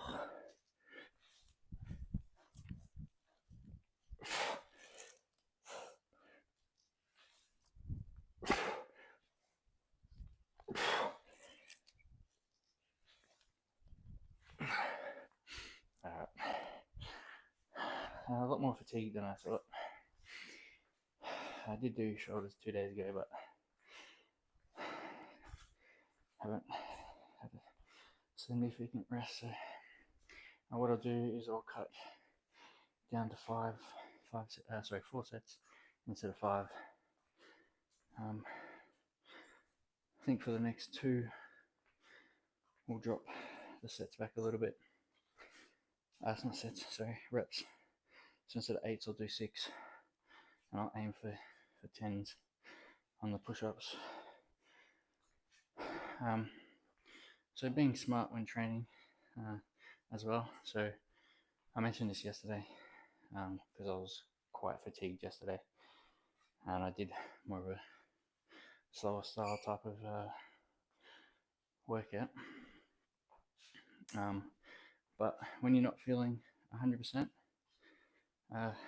just drop the weight back, drop the sets, the reps down a little bit, and focus on just getting the exercises in, being consistent. You're not gonna, train at your absolute max every single session, and that's fine. So allowing for those particular days. So for me, I normally, or have been up until this point, training 6 days a week, but today is my 14th day in a row training. And when I say rest day, I am talking about not coming in the gym. So I'm still active outside of the gym, but no gym session on Sundays usually. I might see how I feel, and so if my sleep recovery tomorrow is above 85%, then I'll stream on the Sunday, which is tomorrow for me. If it's below 85, I won't stream.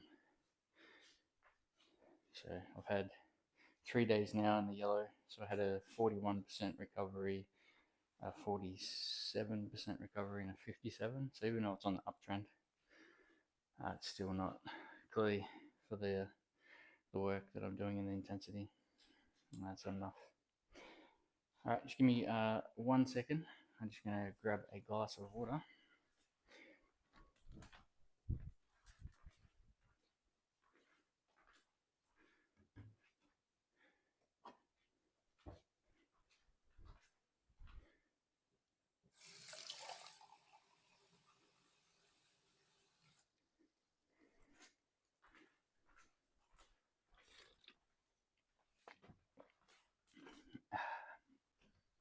All right.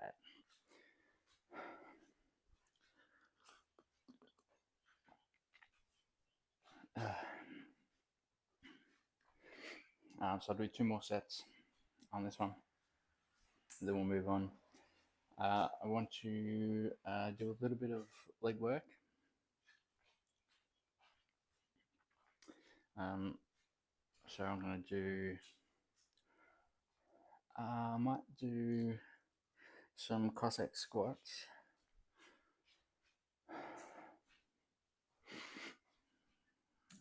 Cossack squats or Bulgarian split squat, we'll see. And I want to do some glute work, so I'll do a single glute bridge. And then what was the other thing? Legs. I'll do a little bit of back work. So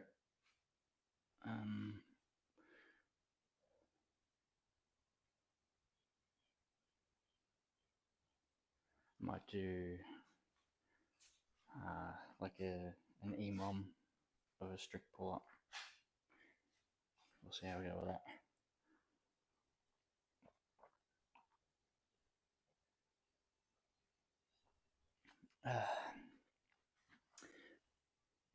All right, set number 3. So I'm going to drop the reps a little bit. We're going to go 6 reps and 10 reps for the push-ups.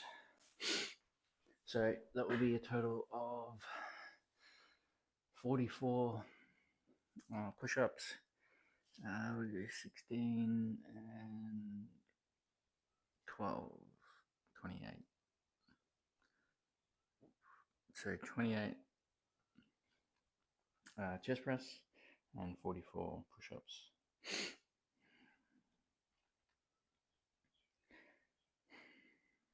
So generally I like to hit at least 50 reps for, also goal is around that 50 rep range, 50 plus rep range for each muscle in a workout. So that's why you'll hear me talk about total reps quite a lot. Obviously, depending on your goals, is sort of what rep range you're looking at. So generally speaking, for strength, like pure strength, you're looking at between anywhere from 1 to 4 reps at a moderate to heavy weight. For general strength, you're looking between sort of that 4 to 8 rep range. For hypertrophy, so your bodybuilding type, you're looking at sort of 8 to 12 reps. But having said that, those 8 to 12 reps are really focused on time under tension. So really slowing down each of the movement, taking that muscle through full range, full contraction for a lot longer. Then you got endurance, which is generally sort of your 15 plus rep range, and that's generally a lighter load. So that's your rep ranges. So for me, I spend a lot of time sort of between the 6 to 12 rep range. So which is a combination of your strength and your hypertrophy and general strength. Especially with my so what I class all this type of stuff as accessory work. So accessory work to your main lifts. So for me, your main lift are your squats. So front and back squat. Obviously, there are different types of squats, but predominantly your front and back squat. Your deadlift, your bench press, and overhead press.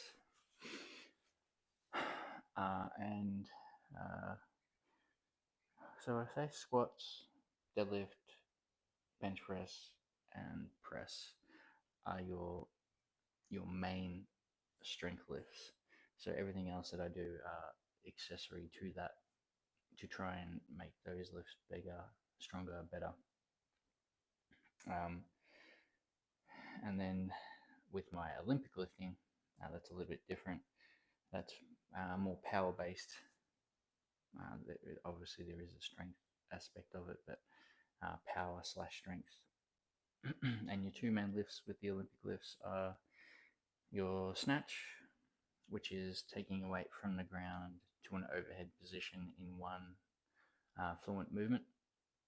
Your clean and jerk, which is taking the weight from the ground, then overhead in 2 movements, so to the shoulders and then overhead. Again, they're more power / strength based type movements. Very technical lifts, but a lot of fun as well. So, all right. After all that, we'll finally do set number 3. Procrastinated long enough. All right, 6 reps.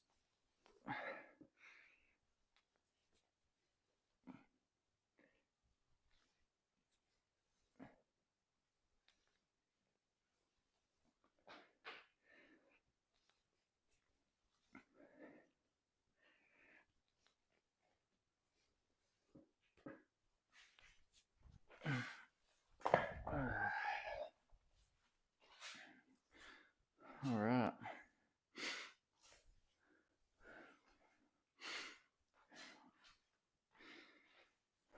All right, you still playing Diablo? I cut. You leveled up yet? I think when we first started streaming on level 60. You're on level 61. I'm not familiar with how long it takes to level up. I haven't played Diablo before. But how long does it take, like, at level 60 to get to level 61?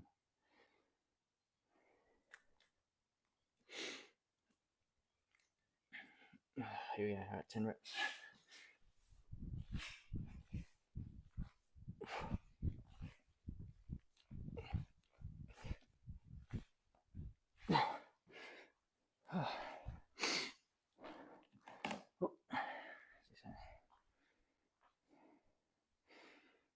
Oh, okay. Got ya. I didn't realize level 60 was max level. Did they just release the expansion for Diablo 4?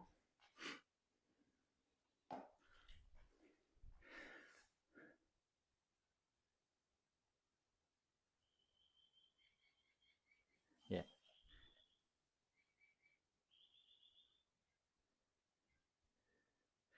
XPD, how are you, buddy? Yeah. It's been like a week or 2, maybe, that I've seen.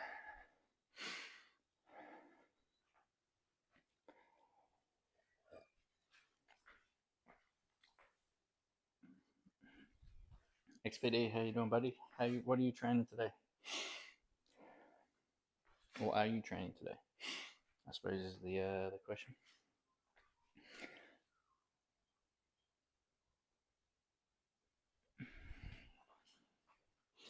Trying to make chat bigger so I can see it from a distance. It doesn't help that I'm pretty blind. What we got? Push today.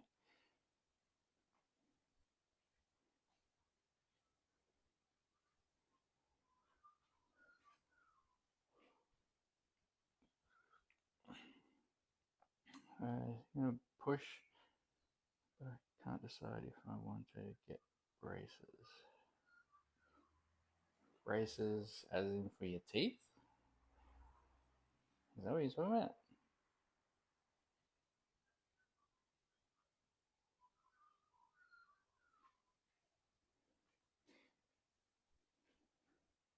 Or are you talking about like a belt or something? Just checking. Also, whoever followed as well, thank you, appreciate you. Hope you're enjoying the stream. I didn't quite catch who it was, so I do apologize for that, but thank you.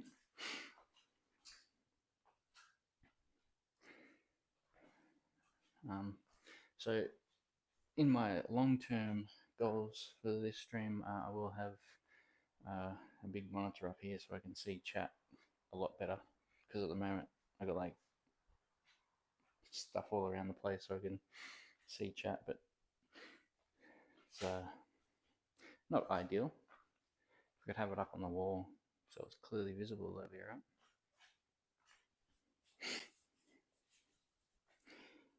and then I'll be able to see when people do follow and everything else.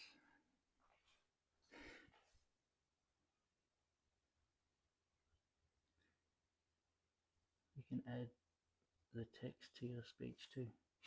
There you go. So I'm still learning.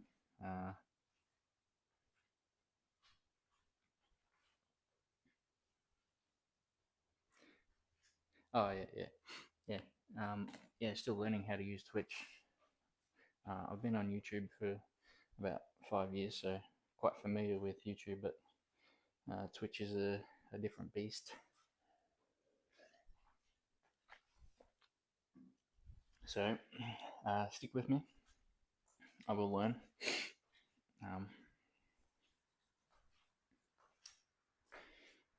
So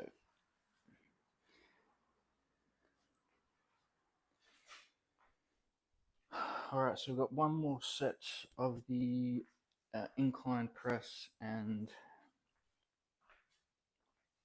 push-ups.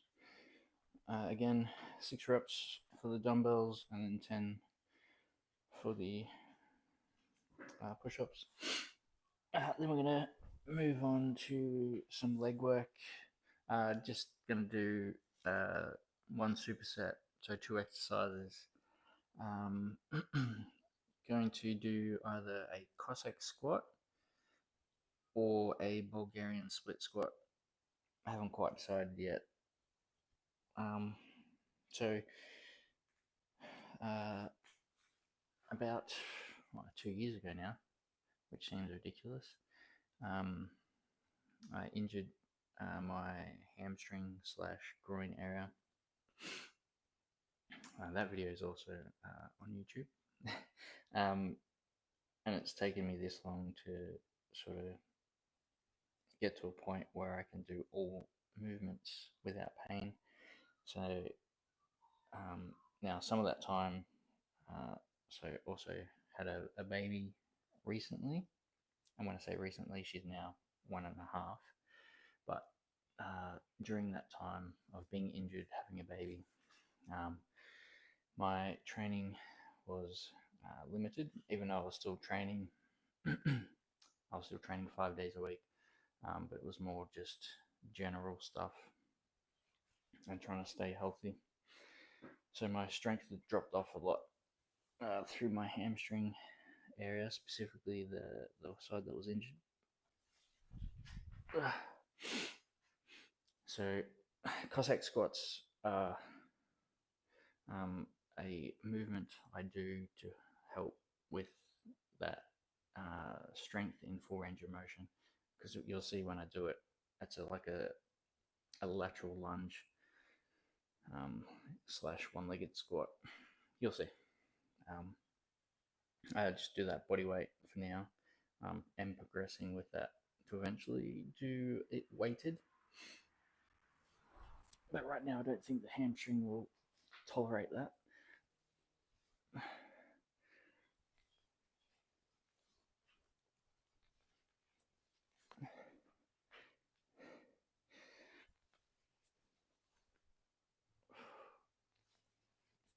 I lost count. It's funny you lose count on so little reps. I'll go one more, just for the fun of it.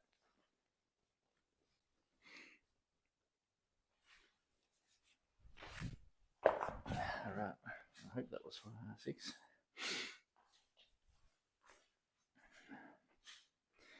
So XRP, what's planned for the push day? What exercises is he doing?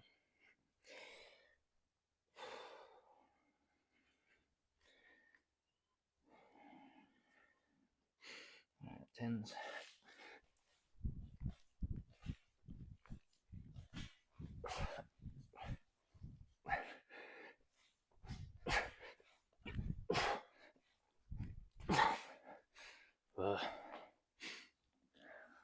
Alright, that was 4 sets. Whew. Log that.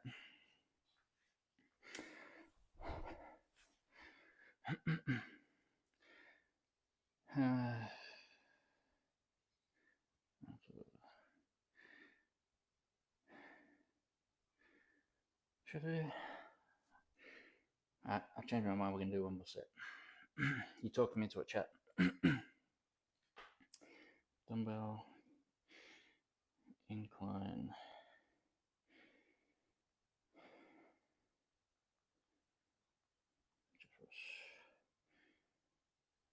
Dumbbell incline. Sure, we'll do that one. Let's see, 25 and push-ups.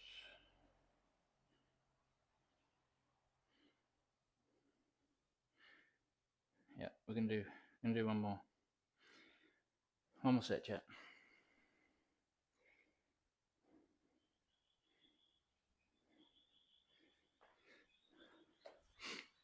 One more. You talking me into it. Get the pump on. Not that I'll be going to the beach today. What is the weather going to be today? I know it's raining most of the day.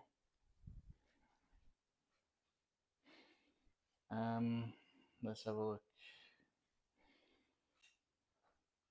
Today, 18 degrees. 18. Oh, no, it's not raining today. They changed it. If someone could tell me how they got worse at predicting the weather, that would be amazing. Because it seems to be the case that they can't predict the weather even on the day. I swear it used to be a lot better. You used to be able to have faith in the weather predictions, but I don't know. The last few years seem like they struggle to even come close.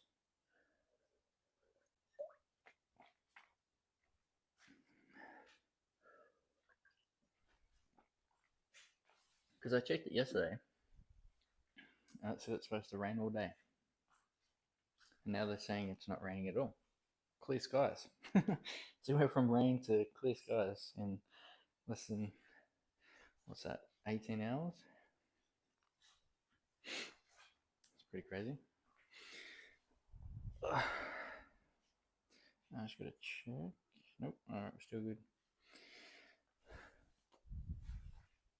Alright, so we are going to do one more set of this. We are going to do the 5 sets. I'll stop being soft and we'll do the 5 sets still. So we'll stick with the same reps, so 6 and 10. Oh.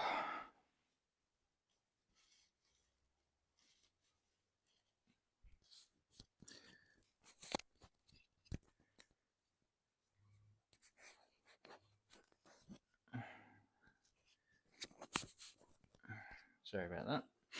Just making sure the mic is still on in the right spot. Not used to wearing a mic, obviously, with my YouTube stuff. I don't have to worry about a mic, but and I don't know how long this one lasts for as a thing, so I do have to double check that. So I think it was like my second or third stream. I didn't have any sound, so I was talking to myself for an hour and a half, which is fine, but it's obviously better if people can hear what I'm saying. All right, last set.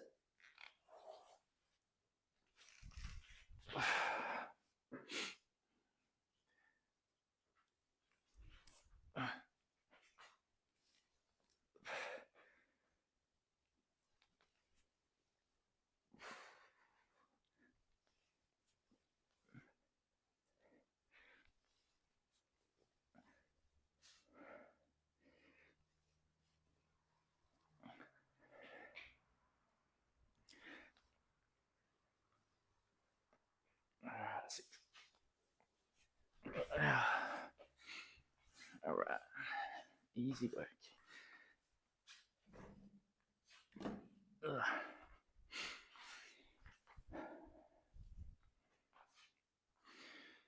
right, push-ups.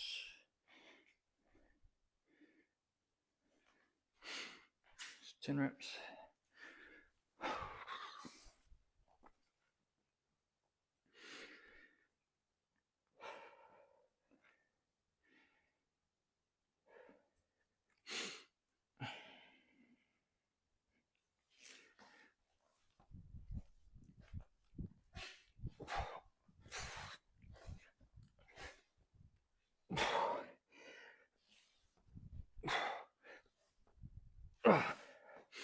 Alright, 5 sets. 5 sets, 5 sets. Alright, like that. Bam.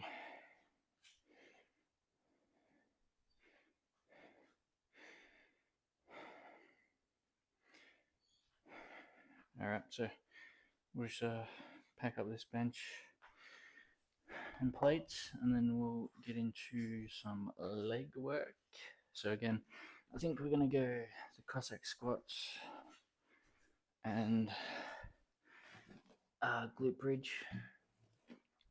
I don't think I'll change, sorry, I don't think I'll superset these ones.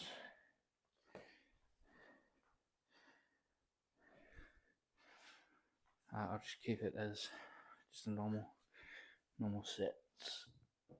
But you never know, I might change my mind. It's highly likely.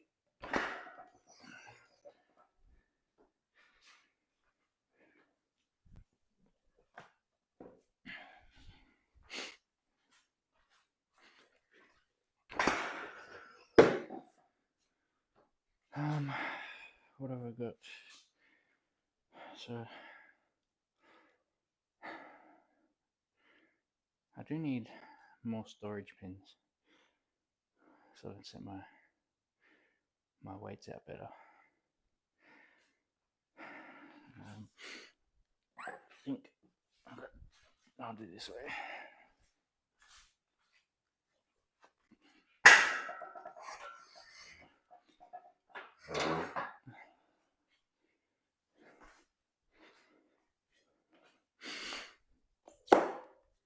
Yeah.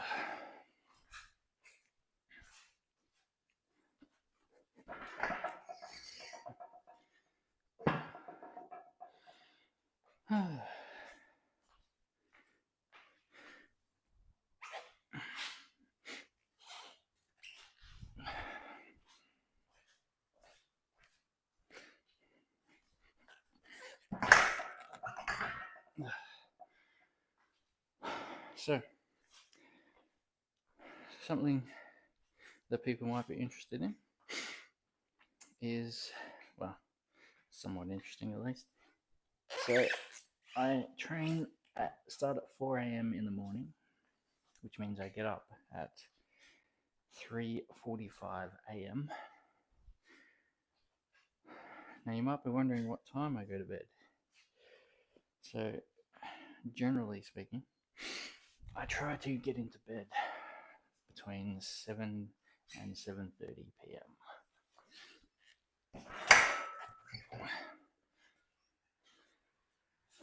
Which, with 2 young kids, well, I got an 8 and a almost 2-year-old, is not always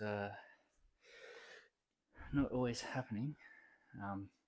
And having said that, at the moment, two nights a week I'm also working, so I get home at about 8 o'clock on those nights. So generally speaking, between 7 p.m. and 8:30 is when I'm going to bed. Someone drank all my water, which is still not enough sleep.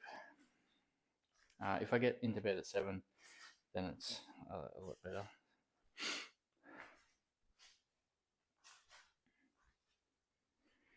Because that's over 8 hours. My youngest, who is now almost 2, she is a terrible sleeper, which means that the rest of the family doesn't get as much sleep. So before she was born, I was getting between 8 and 9 hours sleep a night, which is fantastic. And then when she was born, up until quite recently, probably 14 months, I was averaging between 4 to 6 hours of sleep a night, which is terrible. Makes the days that much harder, that's for sure. Not recovering, you can't train as hard, your nutrition goes out the window. Now, don't get me wrong. It is possible to do all those things. It just makes it extremely challenging. All right, so I am going to start push today.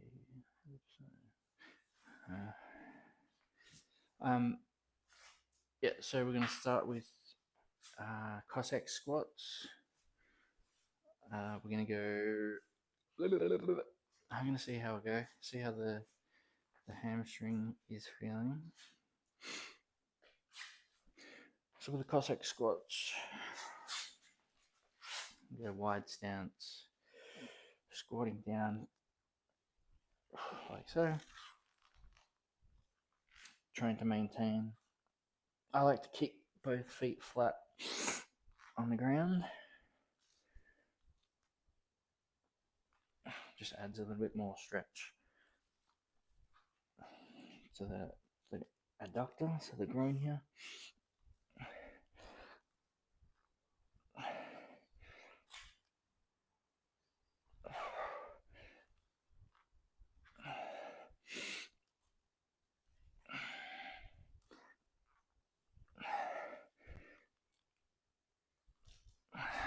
Alright, 12 reps. So we'll do 4 sets of the Cossack squat.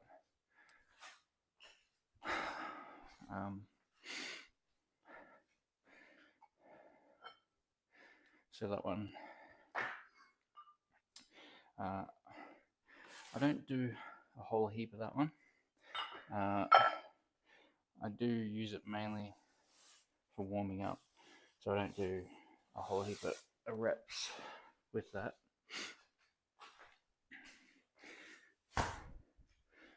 So that's going to be for my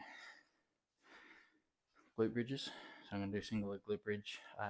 I tend to do my glute bridges elevated, so the foot is going to be elevated just to increase the range of motion, because I find when doing glute bridges just off the floor, the range of motion isn't as great, so I like to increase the range of motion. So I talked about this in previous streams, but there's a number of ways you can increase the difficultiness of an exercise. The first one is just increasing the amount of reps you do. That's easy enough. Second would be increasing the load, so increasing the weight. Third one, increase the range of motion. So as an example, if you were to do bicep curls from here to here, okay, to make it harder, you can do full range, so from bottom all the way to top. That's an obvious way to make it harder. The other way, or another way, is time under tension. Now, when you do increase your range of motion, you will also increase the amount of time under tension. So just to give you an example, if you go from fully extended elbow to halfway, roughly 1 second to get from there to there. Again, just as an example. But then if you take it from full range, you go from 1 second to 2 seconds under tension. Now you can play around with that even more by if you double that, so you go 4 seconds, so you go 1, 2, 3, 4, up and then down. That will also increase the intensity or the difficulty of the exercise itself. A lot of bodybuilders use that technique to help with muscle growth. And then, so what did I say? So increasing the reps, increasing the range of motion, increasing the time and attention, increasing the load. And there is another one, but I've gone blank. Can't remember, so it must be time to do another set. So we're going to do 12 reps.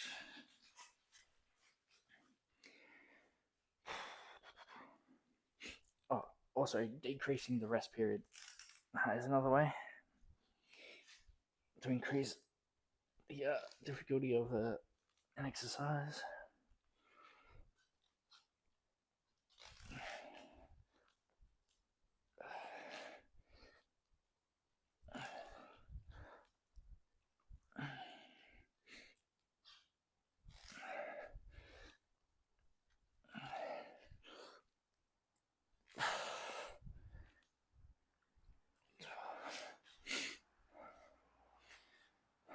All right, 12 reps.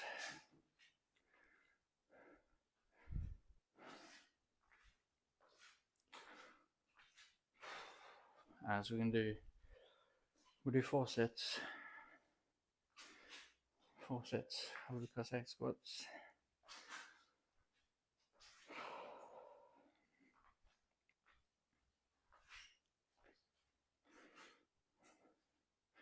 So we've done two sets.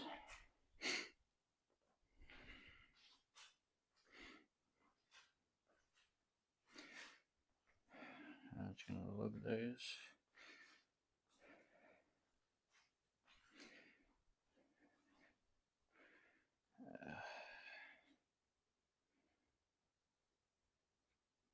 Cossack squat.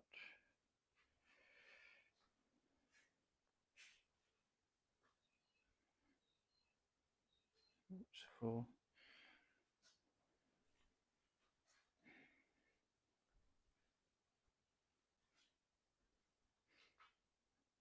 All right.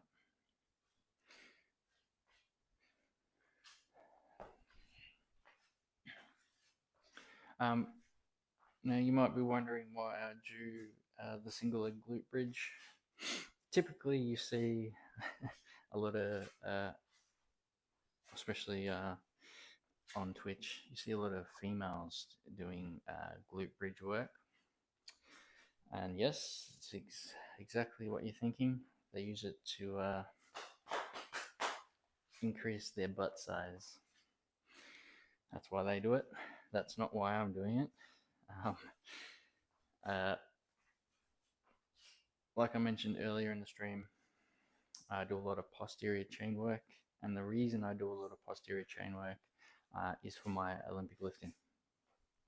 So having a strong posterior chain, hamstrings, glutes, lower back, all working as one, means generally you can lift more weight.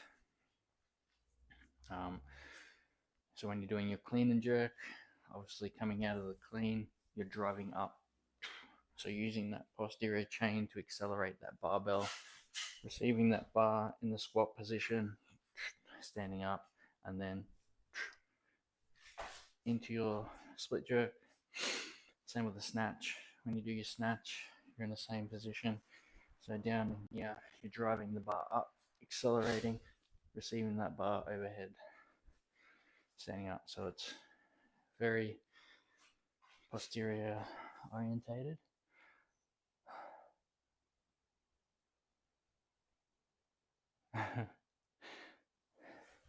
Yes, that is true.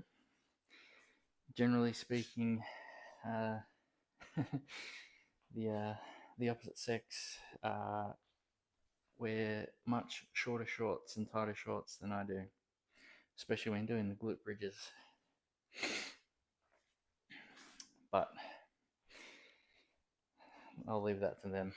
I'll stick with my my shorts. All right, so set number 3, again, Cossack squats. We're going 12 reps.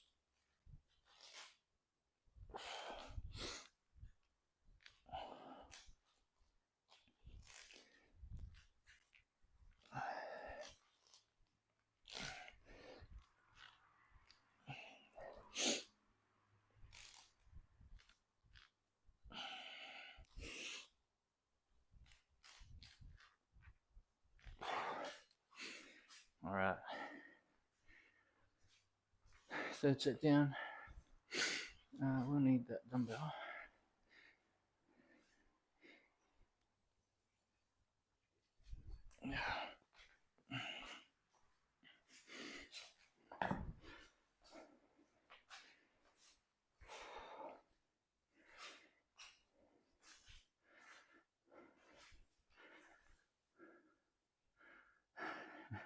Budgie Smothers, hot tub, some fairy lights. Yep, you're not wrong.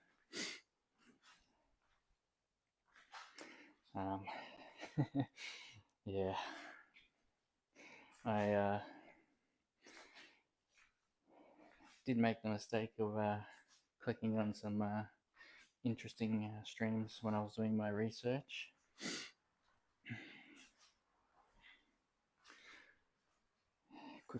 Quickly learnt that not to click on those ones.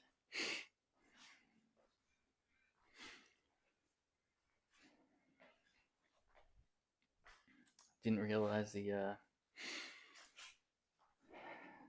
variety in streams on Twitch. So generally speaking, I watch Twitch for gaming. Not that I play very often, but when you have 2 kids and 3 jobs, it's quite challenging to find time to, as well as obviously exercising. But for the limited amount of time that I spent on Twitch, I thought it was predominantly for gaming, which it is, but there are many different categories.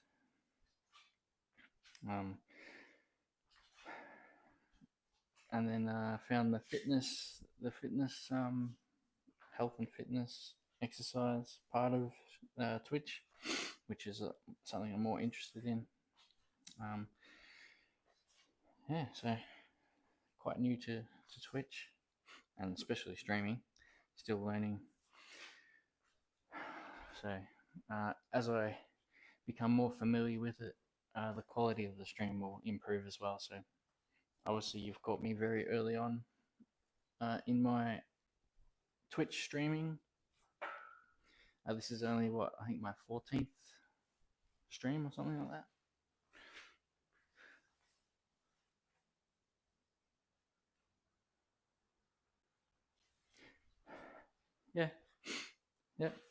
Yeah, like most things. Obviously when everyone was at home looking for things to do, obviously streamers watching other people do the things they enjoy doing. It's the same in the fitness industry. A lot of people had home gyms.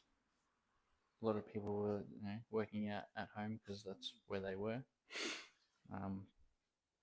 And as soon as those ended, people went back to working, traveling for work and stuff like that. It all dropped off. All right, we're gonna do last set of the Cossack squats again, 12 reps.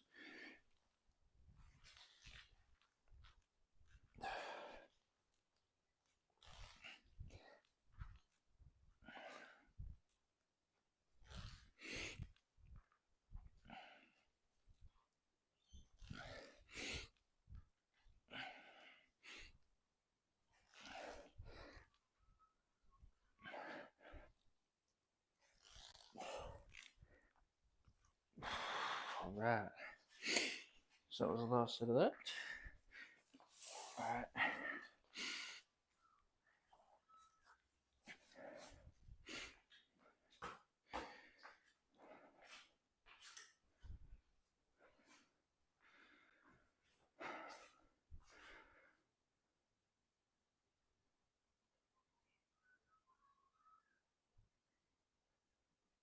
Nice. Do you train for anything in particular?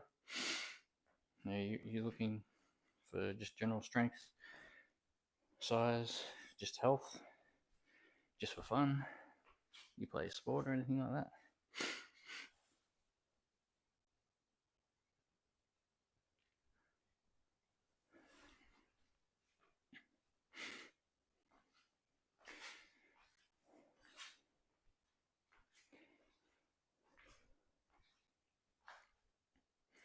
Actually, move this a little bit. Go this way. Not too close to that.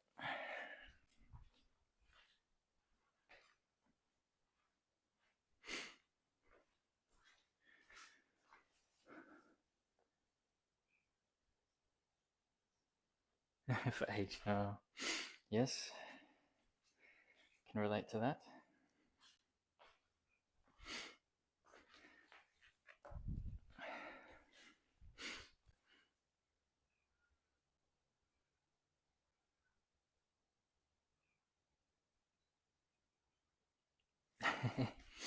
That's a good mentality.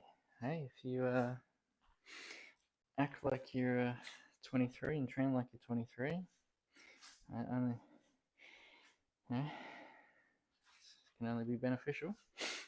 Obviously, you can be smart about it, but so. Oh.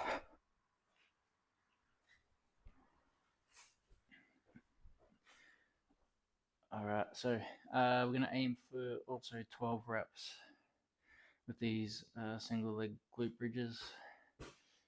Again, focusing on, as the exercise would lead you to believe, glutes, but also hamstrings, and there is a little bit of lower back in there as well, as the prime movers, but really focusing on the glute hamstring area. So driving up full range.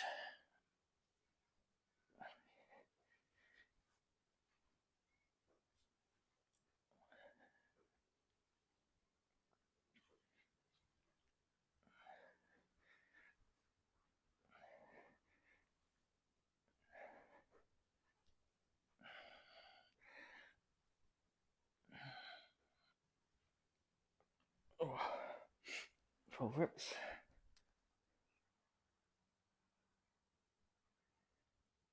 Ooh. Spartan race. Yes. Fibula. Ooh. Was that an impact injury, or did you like fall or something like that?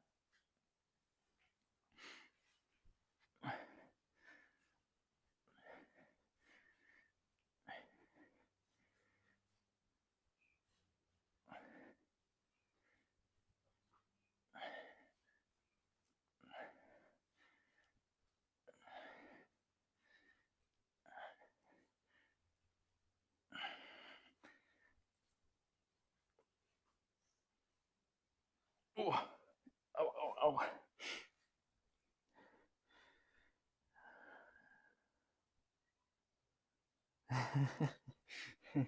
Yes. It's always funny to hear the wife's side of things. They see it a little bit differently to us, that's for sure.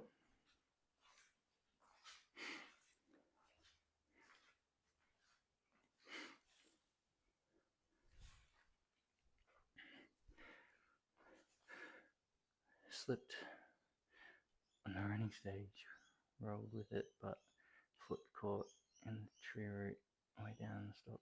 Fibula was, yeah. Ooh, yeah.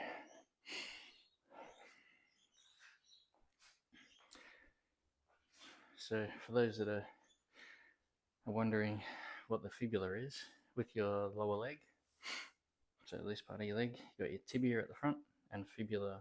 So there's two bones in the lower leg, tib at the front, fib at the back.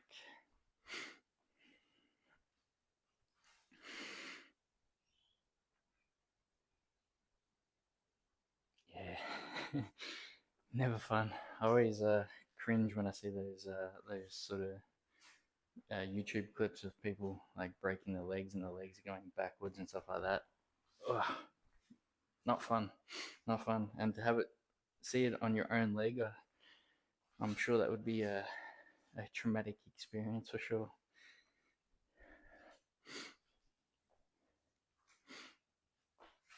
I mean, lucky enough, I've only ever broken, well, I've broken 2 bones.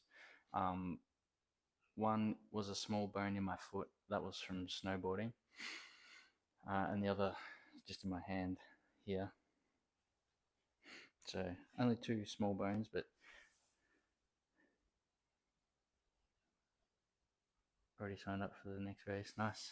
Do you just do them once a year, or and do you do the longer one? Forgive me, I can't remember.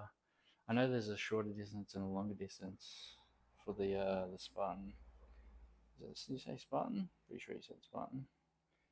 Where are we? Yeah, Spartan.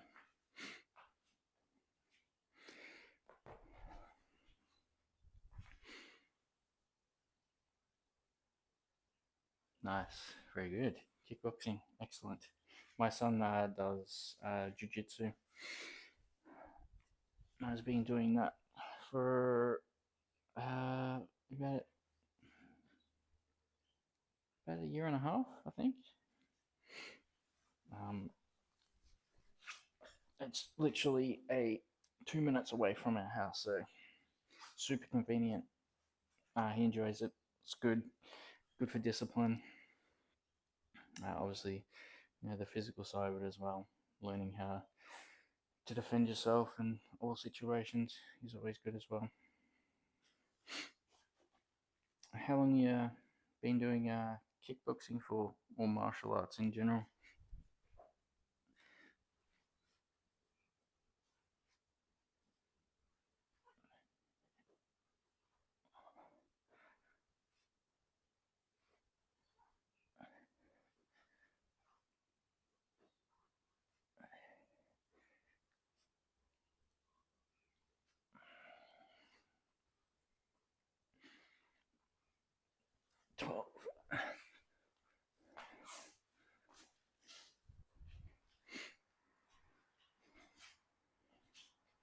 The shorter one.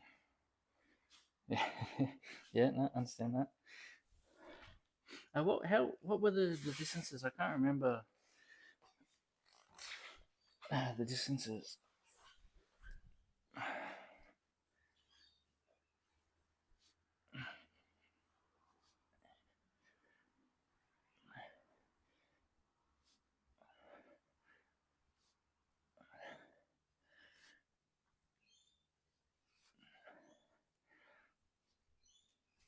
This side is so much weaker. Oh,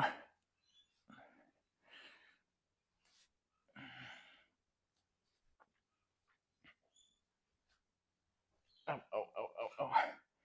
Yeah, that's it. 5, 10, and 15.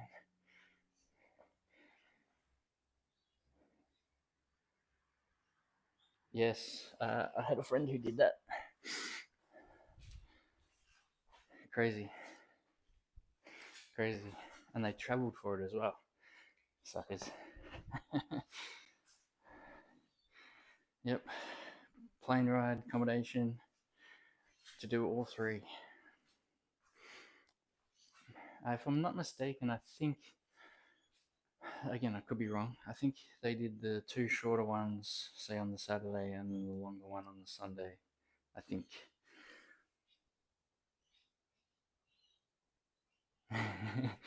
Yes, yes.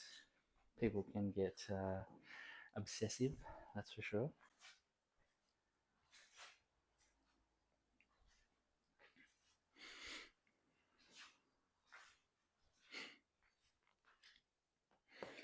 I'm just going to quickly run and grab a drink.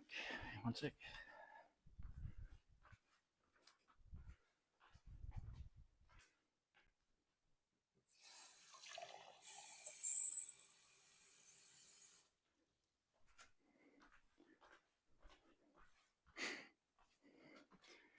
Sorry about that. Just needed a quick drink.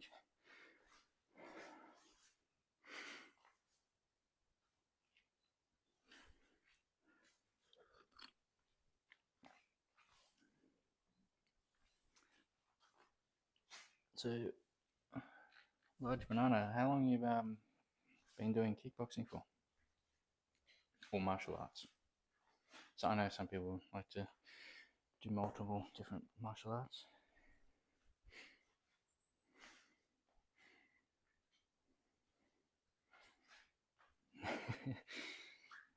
Yes, yes.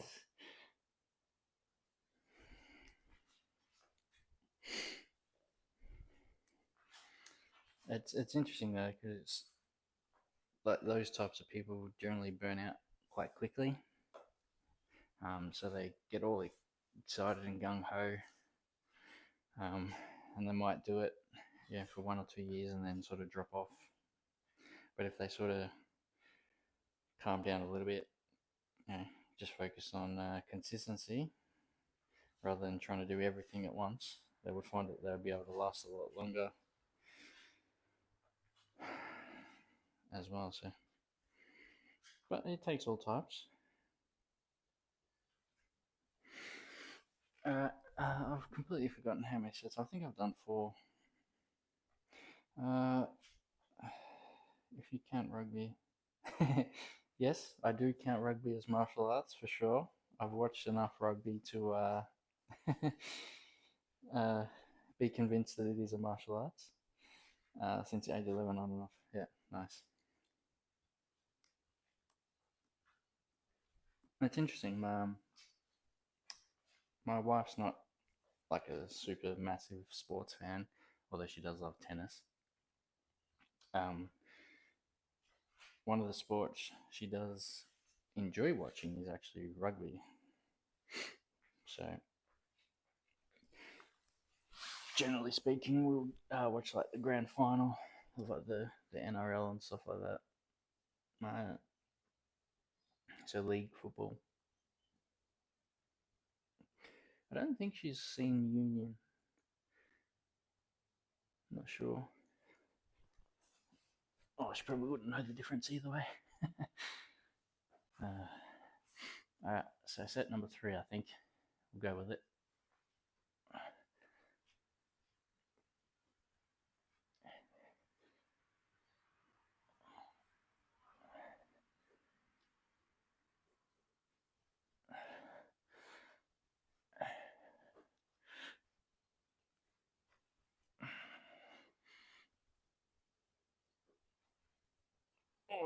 Oh,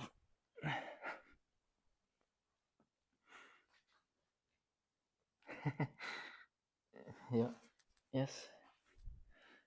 That is definitely a very, very tough sport.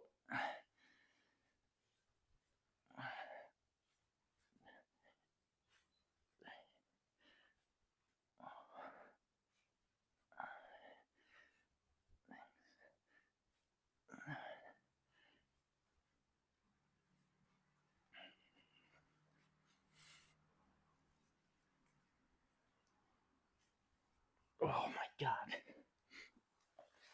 My left side, which is the side that had the injury on, is so much weaker than my right. Now I've trained with a lot of Kiwis. They are some extremely strong humans, that's for sure. Very, very well suited to the game of rugby.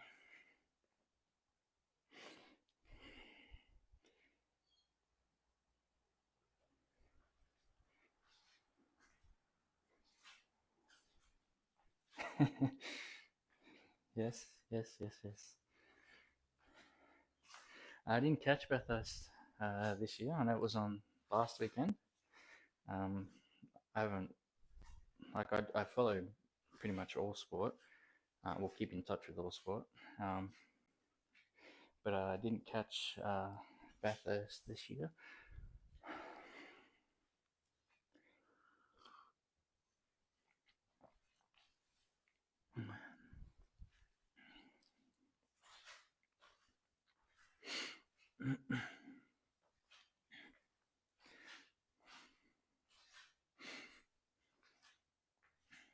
Alright, so what we're gonna do, one more set of this, of the single leg glute bridge. Then we're gonna move on to weighted strict pull-ups. So with the weighted strict pull-ups, I am thinking uh, and every 30 seconds or every minute. I haven't decided yet, but it's either going to be every 30 seconds or every 1 minute. We're going to do so if it's 30 seconds, I'll do 1 rep. If it's a minute, I'll do 2 reps. And we'll try and do that for, to be honest, I'm not sure. How many reps do I want to do weighted? Somewhere between sort of, I think the high range is going to be 20 reps. So what's that? That's because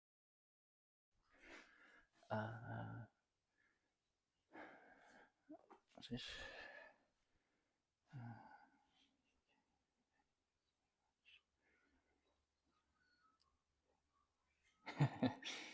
Yeah. Oh, I don't know. The Australian cricket teams have been a little bit all over the shop recent time. So can't seem to get their team right. I think just that transition from some of the older players to the new players.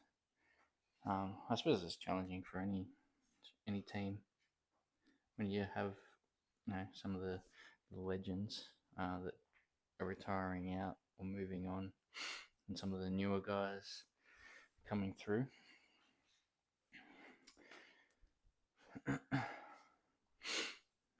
It's funny, the people in the US, cricket, what the hell's cricket?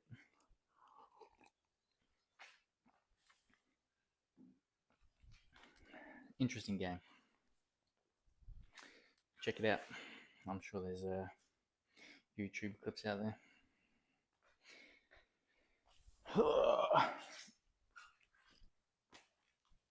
Alright, that's it. I just want to check quickly. Oop, uh-oh. 650.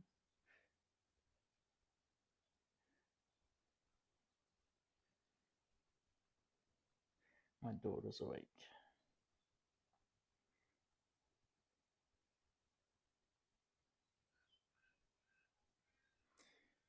She's awake a little bit earlier. Alright, so I've got to finish this and then I'll do the pull-ups and then have to call it. Usually she doesn't wake up until about 8 o'clock. It's 7 o'clock now.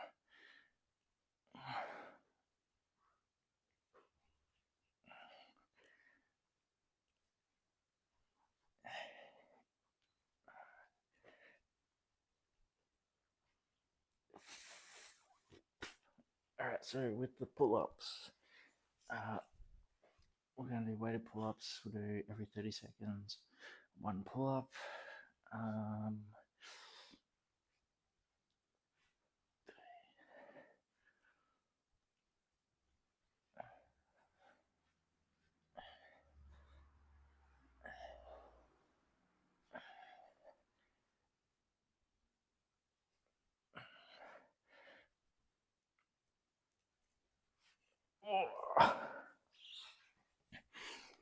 Alright, so that was 4 sets.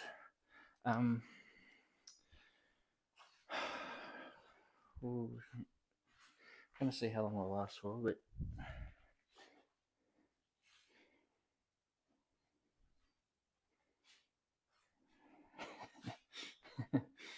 that is very funny.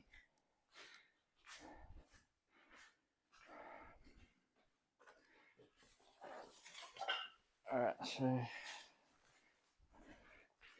we're gonna do weighted strict pull-ups, 1 every 30 seconds.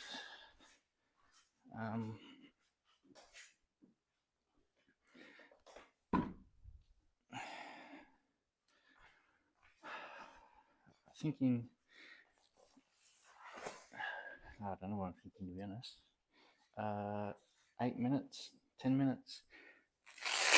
So 10 minutes. Just excuse me for 1 sec. Just gotta take this mic off.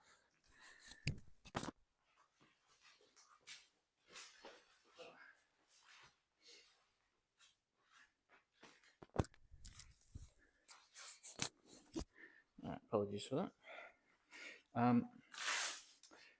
Yeah, I don't know. We'll play it by ear. So this is a 20-pound weight vest. So 9.6 kilo or something like that.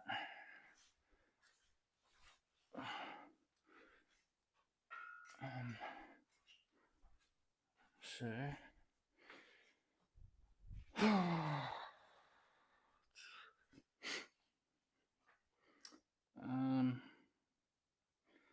how many? Alright, so I'm just gonna put it on a running clock. We're gonna go every 30 seconds. That's the intention, at least. If it gets too challenging, I might push it out to every minute. I want to. How many reps? So it's at 12 is 6 minutes. So I want a minimum of 10 reps, which is 5 minutes. I don't know. We'll see. We'll get started and we'll go from there. I don't know, man. Oh.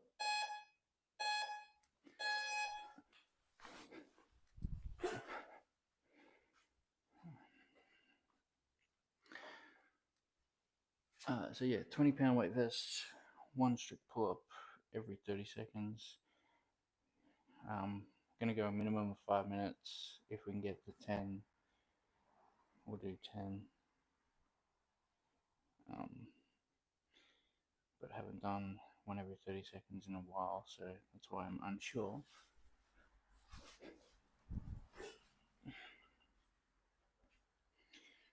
But I'll see how we go. My wife's probably messaging me like crazy.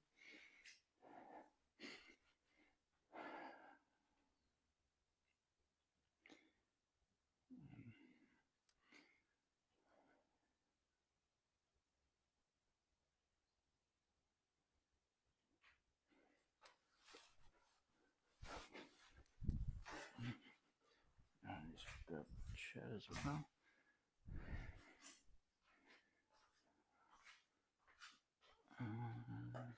Probably trick those on there.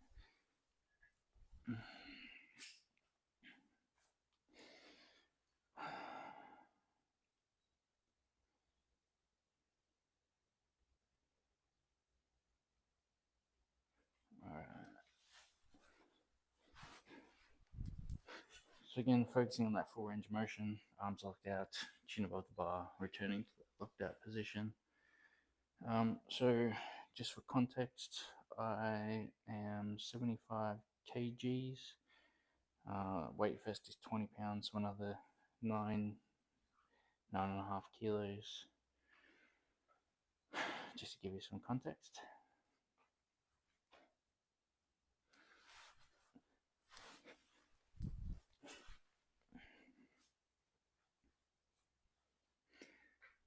Pretty comfortable, so could definitely do the 10 minutes, which is what, so that's 20 reps, which for today I think is fine. If I was doing a full back session, I'll definitely push that out. I'd probably go every 20 seconds is where I'd want to be.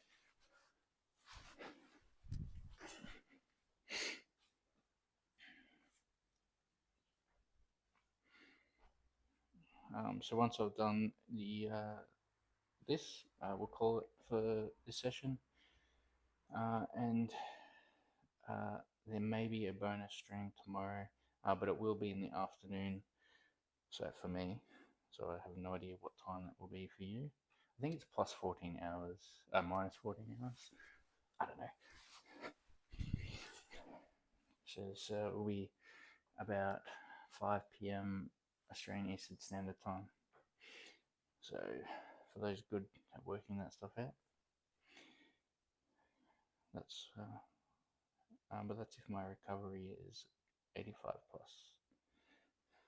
If not, I'll be back on to normal on Monday, which I guess for some of you will be Sunday.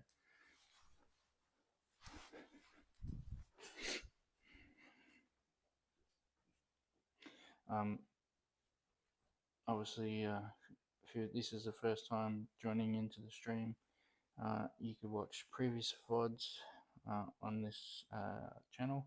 I do have a YouTube channel as well. It's in the link in my description or bio, or whatever it is. I got over 1,000 videos on my YouTube channel, so plenty for you to have on in the background if you just wanted to get an idea of some workouts and stuff like that. I do have strength stuff on there as well as gymnastics or calisthenics, Olympic lifting, and metcons as well. Some conditioning stuff if you like to do erg work, so things like the bike and the rower and things like that.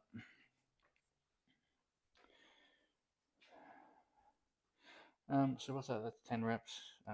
They're quite comfortable, not super challenging. We'll see how we go for the full 10. So there'll be 20 reps total,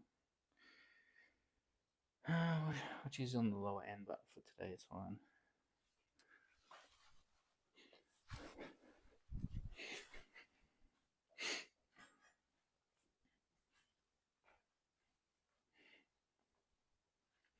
Let's see what my wife messaged back. I'm sure it was short and sharp. Nope, not yet. Hopefully she went back to sleep.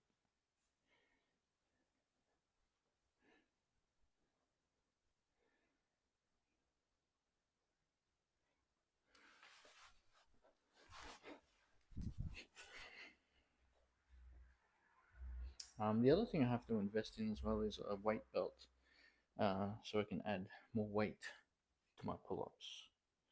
So the most weight I've done on a strict pull-up is 43 kilo. So on top of my body weight, an extra 43 kilo in a strict pull-up.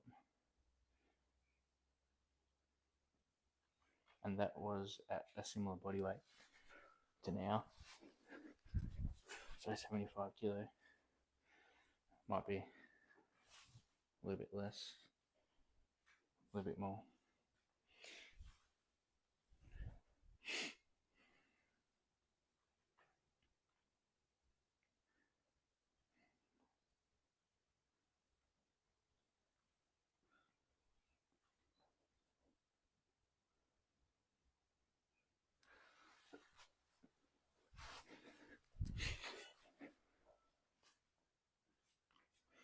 But I will focus on getting that 40 kilo kettlebell first. Definitely want to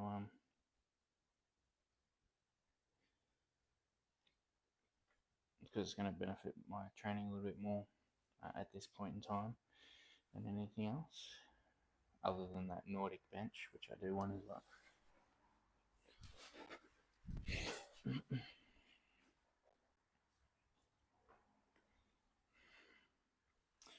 So what's that? That's 14 reps down.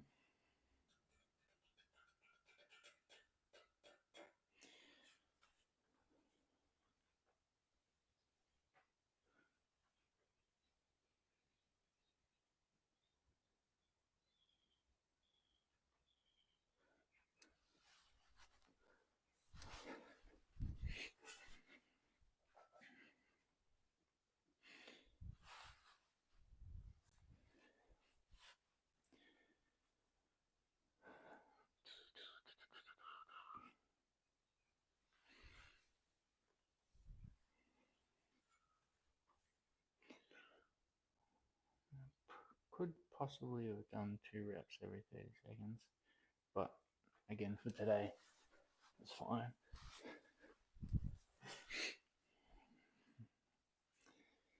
I'll be able to learn from that.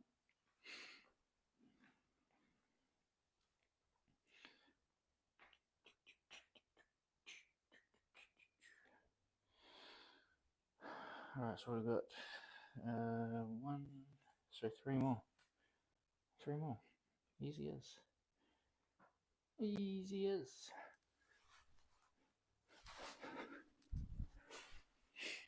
There you go. So that's 20 reps total, 20-pound weight vest.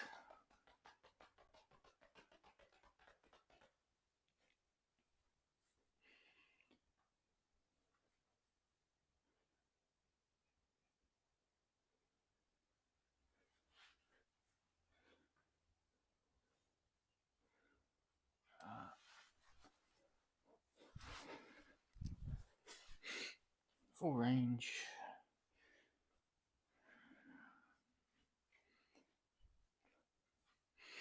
I think next time I do this, I'll do every 20 seconds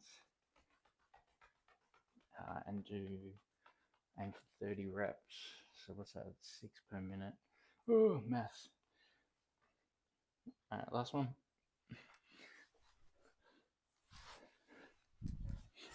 All right, all done. I was just gonna log that. So we got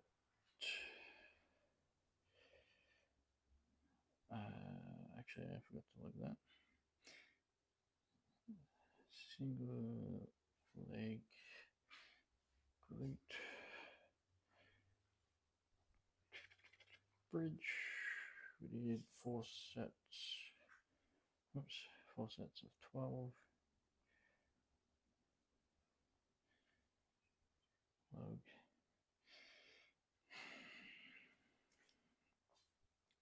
Strict pull-ups. Weighted strict pull-up. We want EMOM. Multiple single. Every 30 seconds. Weighted strict pull-up. Strict pull-up. 1 rep. 20 pounds. Good old pounds. What did I do? How many sets? 20? Did I do 20? 10. Oh, what's 10? No, it's 20. 20 reps. All right. So I'm going to leave it there. Thanks for hanging out. Hopefully it at least is educational for you. Hopefully a little bit entertaining. Like I mentioned, depending on my recovery, sleep recovery, whether I stream, where you get that bonus stream tomorrow. Again, it will be in the afternoon, so slightly different time to this one. If I don't stream tomorrow, I'll be on back to my normal schedule, which will be for me Monday morning, Sunday afternoon for some of you guys. But yes, thank you for hanging out. Enjoy. Appreciate you. And we will see you on the next one. Enjoy.